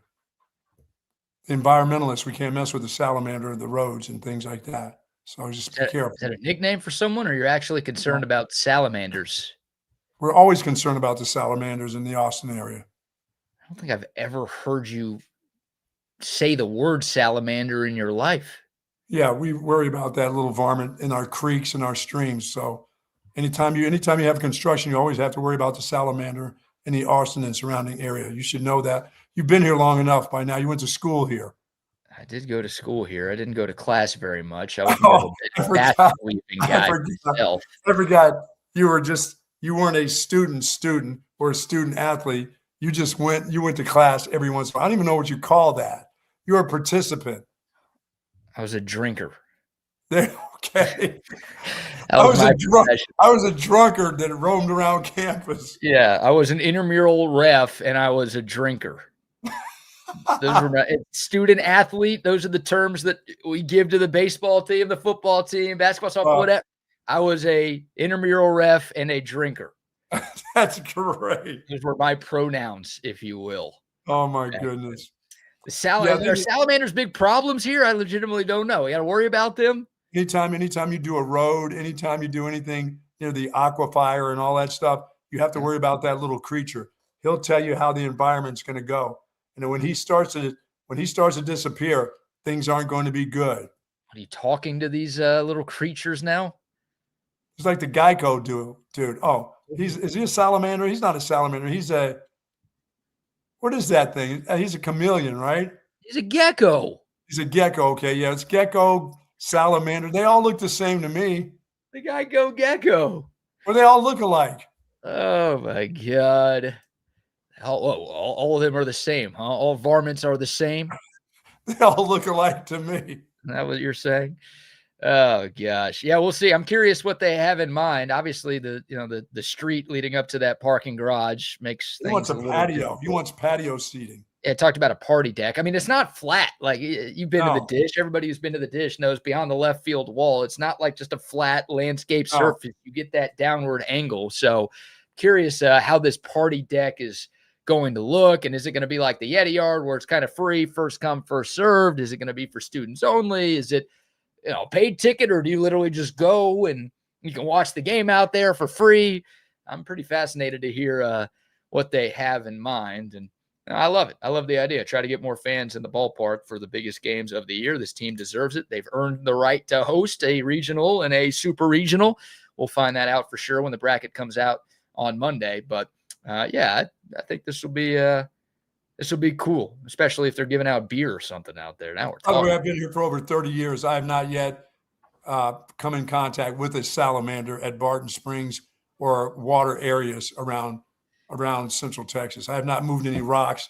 I've seen a crayfish here or there, but I've never seen a salamander. Is a crayfish the same as a crawfish? Yeah, they're the same. You're just saying it different? Well, to me, they're crayfish. Okay. I don't know. Yeah, the Barton Springs salamander, that's its own breed. Wow. They're endangered, though. Got to be careful. So you're telling me the environment's not in a good spot? Well, the less of them, I don't know what it is. I don't know what they shoot out, salamander sperm or whatever. I don't know. Maybe we need that in the environment. I don't know what it is that keep those things. If they're alive, the environment's good. How are they endangered if they're shooting out all that sperm everywhere? I don't know. They must need more. I guess. Because, I don't know. They're shooting it out because there's no other salamanders to shoot it in. Is that what you're? I just I've never understood that. I understand a little bit about the warbler or the seals or whatever, but I never understood about the salamander and what we needed for those little dudes. Or the gecko or any of those. Yeah, is he going to be hanging out at the baseball game now? I'm not sure what's going on with this segment anymore. I mean, you and I, we go off the rails and we'll talk about random stuff. I don't know if there's ever been a topic where we know less about that we've talked about than this. We need an environmentalist to tell us really about what that salamander is all about. What is it that salamander produces that we need so many of them? We got to get the Bobs from Office Space to say, what would you say you do here? Yeah, absolutely. Yeah, I'm not thinking about the salamanders. I'm thinking about partying, all right? I want the party deck. Salamanders can go move somewhere else. Get away from now here they come. Here they come. Save Muni's coming up now. Now that we talked about the salamander, that's what's coming next. Save Muni. Yeah, well, that's what you get on this show. Salamander sperm talk. You don't find that anywhere else. You're welcome, kids. Yeah. You're welcome. So there you go. Texas baseball tomorrow again, 3:00 against Arkansas, the old Southwest Conference rivals. Dave Van Horn, the head coach of Arkansas, his roots go all the way back to the Southwest Conference. He's got some deep hate for Texas. I think he really cares about beating Texas every time these teams play. Texas, the better team, the higher seed, the higher ranked team, but Arkansas throwing their best pitcher. Texas seemingly not as serious about winning, at least when it comes to the starting pitching decision. So we'll see how this thing plays out tomorrow. All right. In a moment, we will get to the BBK news. We are also 100 days away from week 0 of the college football season. Get some random college football nuggies here as well.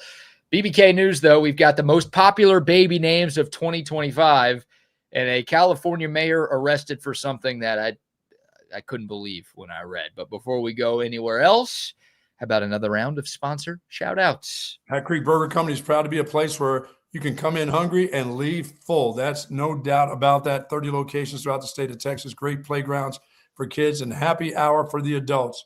And folks, Hat Creek Burger Company has the big hat. They got the little hat. They've got all the great shakes that you're looking for. They got the fries. And speaking of nuggies, they got the nuggies. I had the nuggies the other day, delicious nuggies. at Hat Creek Burger Company. We love the folks over there, and do get an opportunity to try that.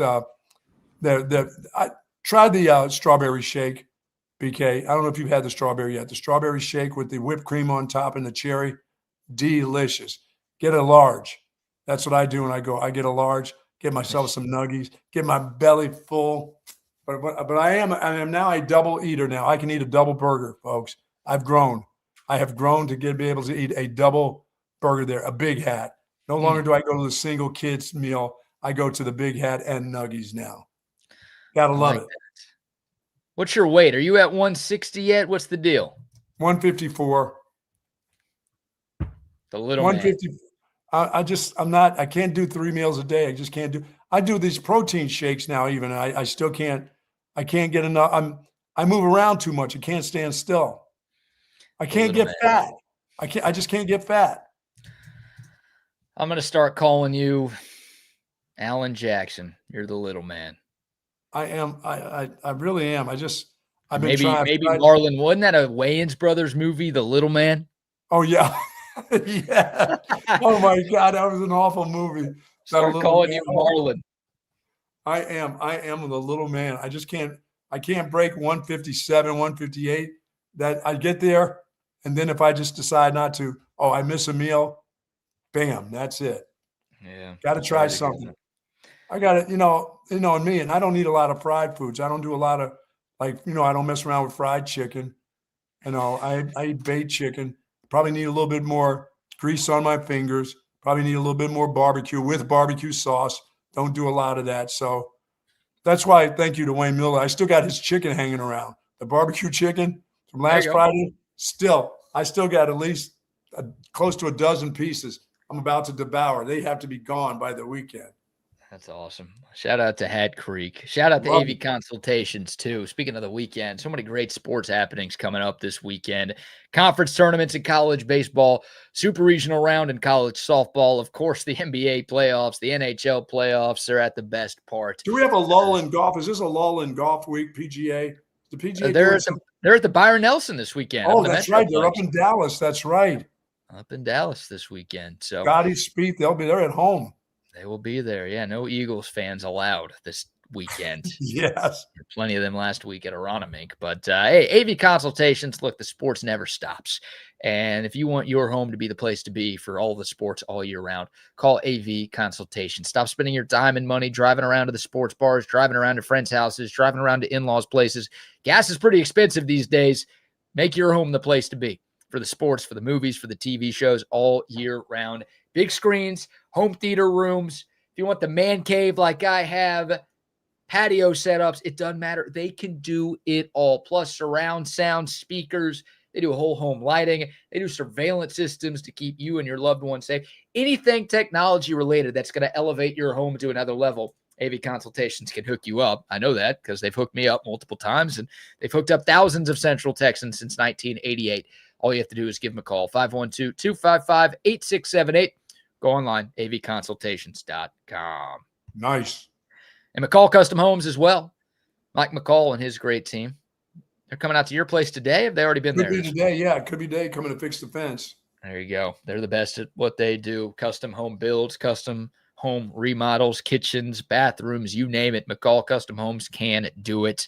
An Austin-based company. It's a father-son team with more than 4 decades of combined experience here in Central Texas. So they know what it takes to turn a Central Texas home into something truly special. Free estimates for listeners of this show. Just go to their website, McCallCustomHomesATX.com, and fill out the form, and boom, they'll get in contact with you. You can also look at the gallery of jobs they've done at their website as well. Or you could just call or text our guy Mike McCall directly. It's the number we reach out to him on, 512-633-9580. That's his cell. Hit him up, and he will take care of you. So during the course of this day, we got Aaron Rodgers saying he's done after this year, and a Ricky Williams birthday. Wow. A couple of the great drugsmen of our generation. Drugsmen, pharmacists. Yeah, we're going pharmacists with those two. Yes. Those guys combined. We know Ricky's always been a weed first guy, but I'm sure he's tried some crazy drugs. Those two guys combined, I'd love to know what their catalog of substances that they've tried. My This goodness. stuff.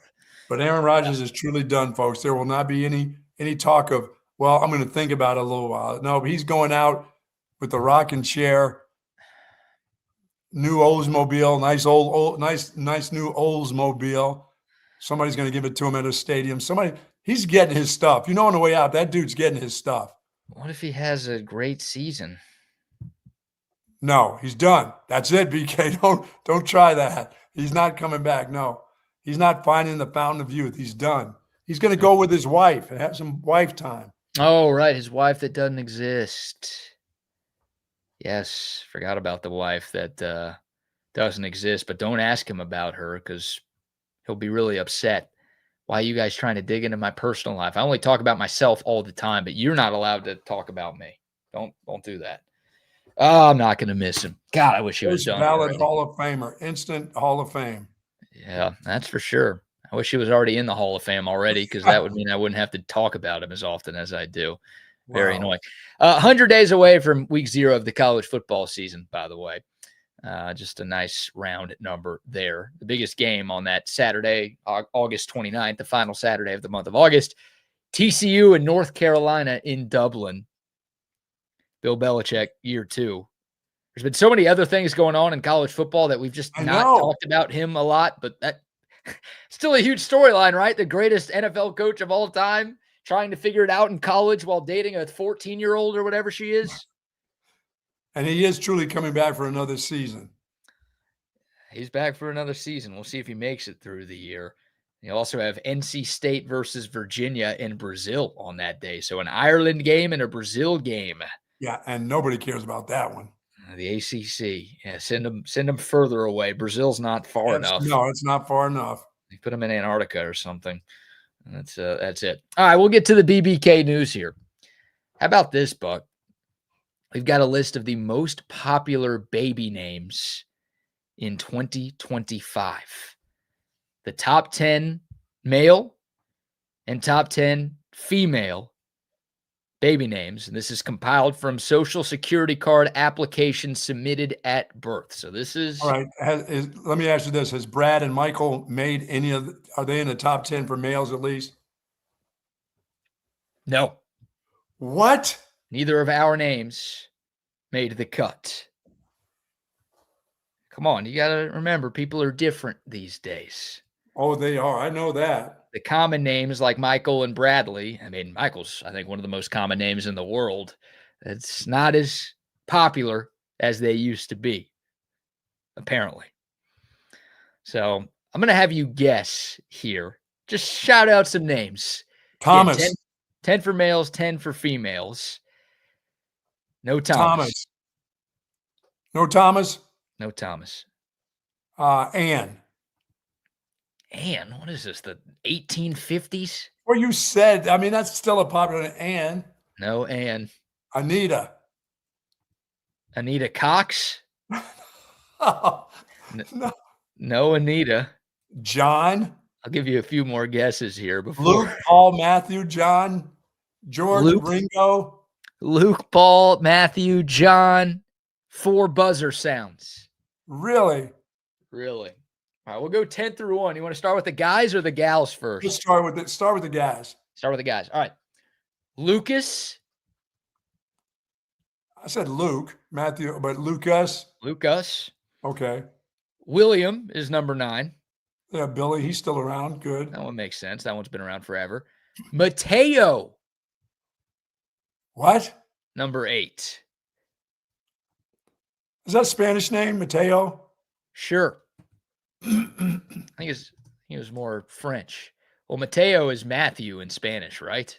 I think so. So there's I heard of Matthew Mateo. right Okay. there. We're going Mateo this time. Number 7, Elijah. Okay. Biblical name right there. Ricky's got a son named Elijah. There you go. Number 6, James. Should have said that. Got to have a Jim. Got to have a Jim. Jamie. James. I'm surprised you didn't guess that one. Number 5, Henry. Everybody's got a Hank. Is Henry a Bible name or is that just an old king name in England? I think that's just an old king, Hank the Spank. Oh, is that what they called him? Oh, Hank with the spank bank. yes. Number 4, you said Thomas. This is pretty close. Theodore. I feel like some people Really? go from Theodore to Thomas. No, am I making that up? Did you just make that up? Maybe I did. I don't know. I don't know a Theodore. I know Thomas. I don't know a Theodore. As a matter of fact, only Theo I've known is Theo Huxtable. Okay. Did you know him? No, I didn't really know him, but that's the only Yeah. name that comes up. I didn't have a friend. I never had a friend named Theo, or that I would have Sure. claimed was my friend. I was more of a Claire guy myself, but There you go. that's okay. One of my good buddies had a Theo last year. I had a lot of my friends are having kids now, are at that age, and it's like some of these names. They threw a There's been an Theo down at Elijah. him. There's a Theo. Yeah, there's a Theo in there for sure. Okay. Top 3 most popular boys' names in 2025. Oliver, number 3. Yeah, I don't know why you do that to a kid, but that's okay. You're my kid. Noah, number 2, biblical. My granddaughter's name. Really? Granddaughter. Okay. Yeah, I know a couple of female Noahs, typically without the H at the end of that, right? Yeah. And then number 1, the most popular male baby name 2025. You would have never guessed this with a million tries. Somalia. Oh, you got it right. No, get out. No. Somalia, the country? Yeah, why not? I mean, considering how ridiculous some names are these days, maybe that's not that ridiculous of a guess. Liam. Liam? Liam. Liam. I think that's English and Irish. Yeah, that's Liam? Liam. Huh. Liam Hemsworth, Liam Payne, Liam Neeson. I think I'm out of Liams that I know. Yeah, that Theodore and Leon, I don't get a lot of Leons anymore. Not a lot of Leons. That didn't make the cut. So there's your list of boy names. No Sam in there. No Sam? No. Or some No of the Franklin? other. No Franklin or Frank? No Franklin or Frank. Frankie? No Michael. There's no Michael. That's what's wrong. What's up with society here? No Robert. wrong? No Bob. No Yeah, Bob? we've lost. No Rob from lost our way. Boston? No We've Boston lost- Rob? We've lost our way. Now we go to the girls' names here. Oh boy, look out. You want to guess any of these before we just run through this list? I'm gonna venture to say there's no Sally. No Sally? Sarah's got to be in there though. No Sarah. What? That's the biggest theme, is like some of the most popular names in the world. They're not on this list for males or females. There's no Sarah. There's no Rachel. There's no Rebecca. Like I said, there's no Ann. There's no Annabelle. No Anns. No Anns. No Carly. I'm trying to think of like the most popular girl names for people that I know. Danielle. Okay, what are their names? What's their most Buster? Yeah, Busta Rhymes is actually number 1. Good guess. Georgina Foreman is on. No, top 10 through 1. Eliana. That's too much. That's way too much. You're trying too hard with that one. Yeah. Like, tone it down a little bit. Emily's, you don't need Eliana. Emily's No. fine. Elizabeth is fine. Or Ella, whatever. Sophia with an F, number 9. Evelyn, number 8. Oh, hell, if you're saying these, Gretchen's got to be in there somewhere then. Well, Evelyn, yeah, I thought Evelyn died off years ago. Yeah. I didn't realize anybody under the age of 60 was named Evelyn.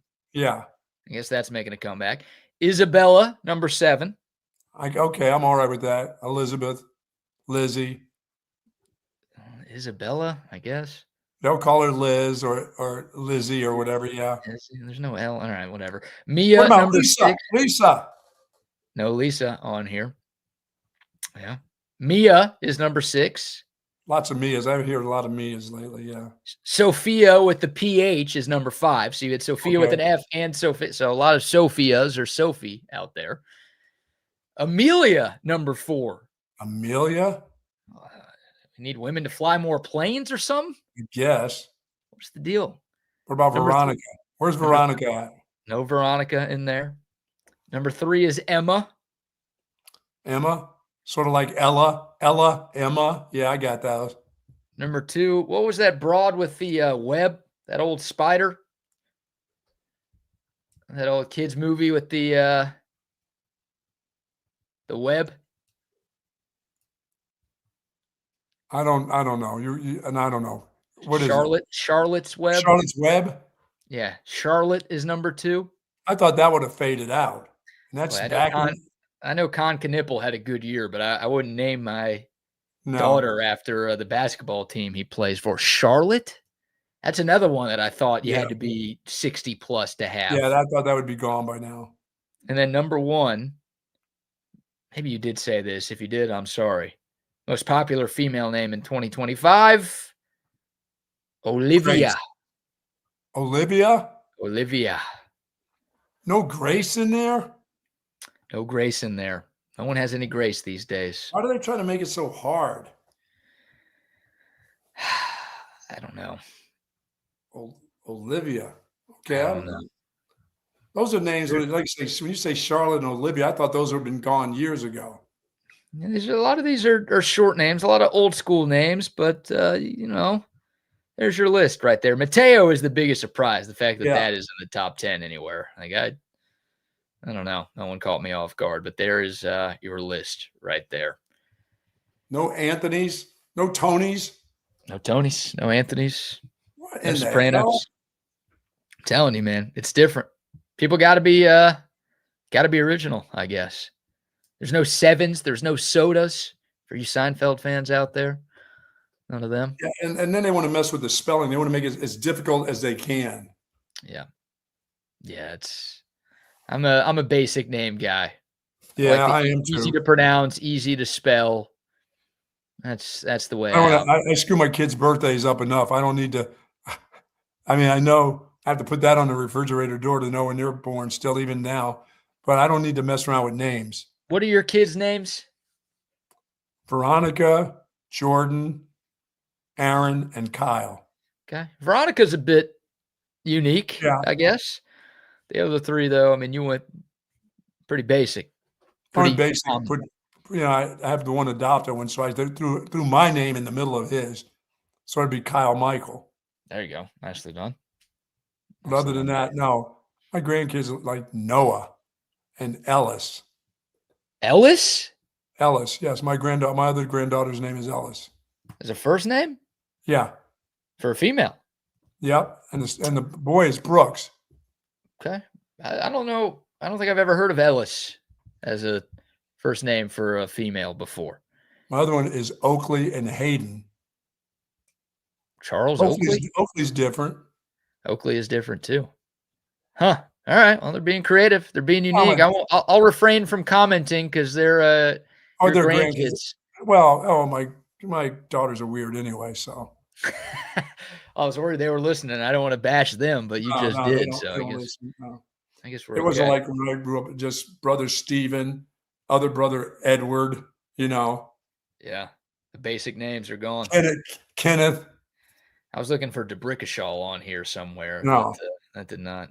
That's still the best name of all time, DeBrickashaw Ferguson. Charlotte is a lot. That's going deep. It's going deep right there. All right, final story before we get out of here today. I saw this headline. I was blown away. We might have to spend more time in the future talking about this in more detail. Headline: California mayor charged with acting as illegal agent for China.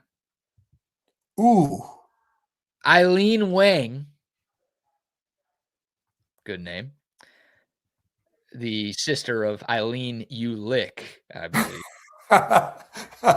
The mayor of Arcadia, California, she was charged last week with acting as an illegal foreign agent for China, and she agreed to plead guilty. What? She resigned from her position last week. And according to the details of this story or of these allegations, starting in late 2020, Wang and a guy by the name of Yao Ning Sun, who went by Mike, they worked together to operate a website called U.S. News Center that purported to be a news source for the local Chinese American community. Apparently, they received and executed directives from the People's Republic of China government officials to post pro-PRC content on the website. And they sometimes sought approval from PRC government officials to circulate other PRC content. So they were basically circulating this pro-Chinese government propaganda here in the States. And yes, they should be. There'll be some ICE representatives knocking at their door very shortly. She basically told people that she was working for the PRC. Man, so she like fessed up to this. It's like, yep, no, I was working for them. And oh, you don't even get deported on this one. You probably just go to prison. I think so. Right there. So yeah, we'll deep dive more into that. But yeah, a mayor of a city in California was an illegal foreign agent working on behalf of the Chinese government. I'm curious if she was, I don't know, somehow doing some stuff that would F with America. Small town California, probably not enough power for that. No. But there you go. Just cashing in on some local cash from overseas. Nicely done here, CB. Holy fook. Something is wrong with her. Something is wrong. You know what? That feels like an excuse for us to play this before we get out of here. It is Throwback Thursday after all. Determine the cause of death and whether she was already dead when the truck hit her.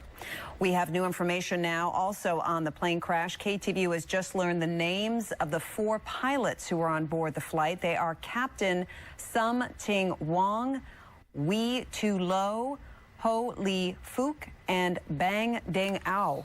The NTSB has confirmed these are the names of the pilots on board Flight 214 when it crashed. We are working to determine exactly what roles each. Someone actually did that. Someone did it. AI generated. That's a real person that screwed that up. Someone did it, man. They ran with it. And some producer got fired because they're the ones who got in trouble for that. Some intern, I think. Oh yeah. You got to give it to the intern. You got to put that one on the intern. Something went very wrong there. We Too Low is the best. Yeah, I mean, how did they? Holy fook! Really? That wasn't the giveaway? Right off the bat. No. Way to go, Eileen Wang. Way to go. Oh, all right. Job, before we get out of here, the randomizer is making an appearance. Easy, girl. Easy. Somebody's got to work. Congrats to Longhorn Bear. Good job, Bear. The winner of our $50 Cabo Bob's gift card texted in. Good morning, BK and Bucky. Choose me for Cabo Bob's. Thanks. Well, you're welcome. Absolutely. Thank the randomizer. It wasn't us. Don't ever ask us. Ask the randomizer. We're just like the Mullet Open raffle. Yeah. Just pull the name out and say the name that's on the piece of paper. Can't read it? Guess what? We move right along. You're gone. You gone. We're just merchants here. It's the randomizer's world. We're all living in it. That's right. All right. Well, that will do it for a Thursday show. Y'all enjoy the holiday weekend. I think we are taking off tomorrow. So y'all enjoy the long holiday weekend. Be safe, folks. A lot of people hitting the roads. A lot of people, it doesn't matter the gas prices. They're on the roads. They may not be in the planes, but they're driving around the places. Yeah. Be safe out there. Be smart. And remember what this holiday is all about. I know everyone's going to be hanging out, grilling, chilling with friends, maybe hitting the lake, hitting the pool. But think of those who lost their lives defending our freedoms back here. Absolutely. In the States. Buck, you always do a tremendous job giving a shout out to the soldiers, and obviously shout out to our active military and our veterans too. But yeah, for those who made the ultimate sacrifice, paid the ultimate price, we thank you and your families for your service. Absolutely. For sure. Who knows? Maybe we'll get have a safe weekend. You be careful out there yourself because you'll be moving around too. And you know me, I'll be in my car. Oh yeah. That's why I need you people off the road. Because I need to be in my car. Yeah, that's why. You're not trying to be nice and give a nice safety message for everybody. It's clear the roads because I'm going to be driving. Absolutely. Don't slow me down. I got places to be. Why are you slowing me down on my vacation? Babies to shake and hands to kiss or whatever the expression is. I think that will do it. All right, y'all enjoy the holiday weekend. Thank y'all for tuning in, and we'll be back on Tuesday. Welcome. Okay.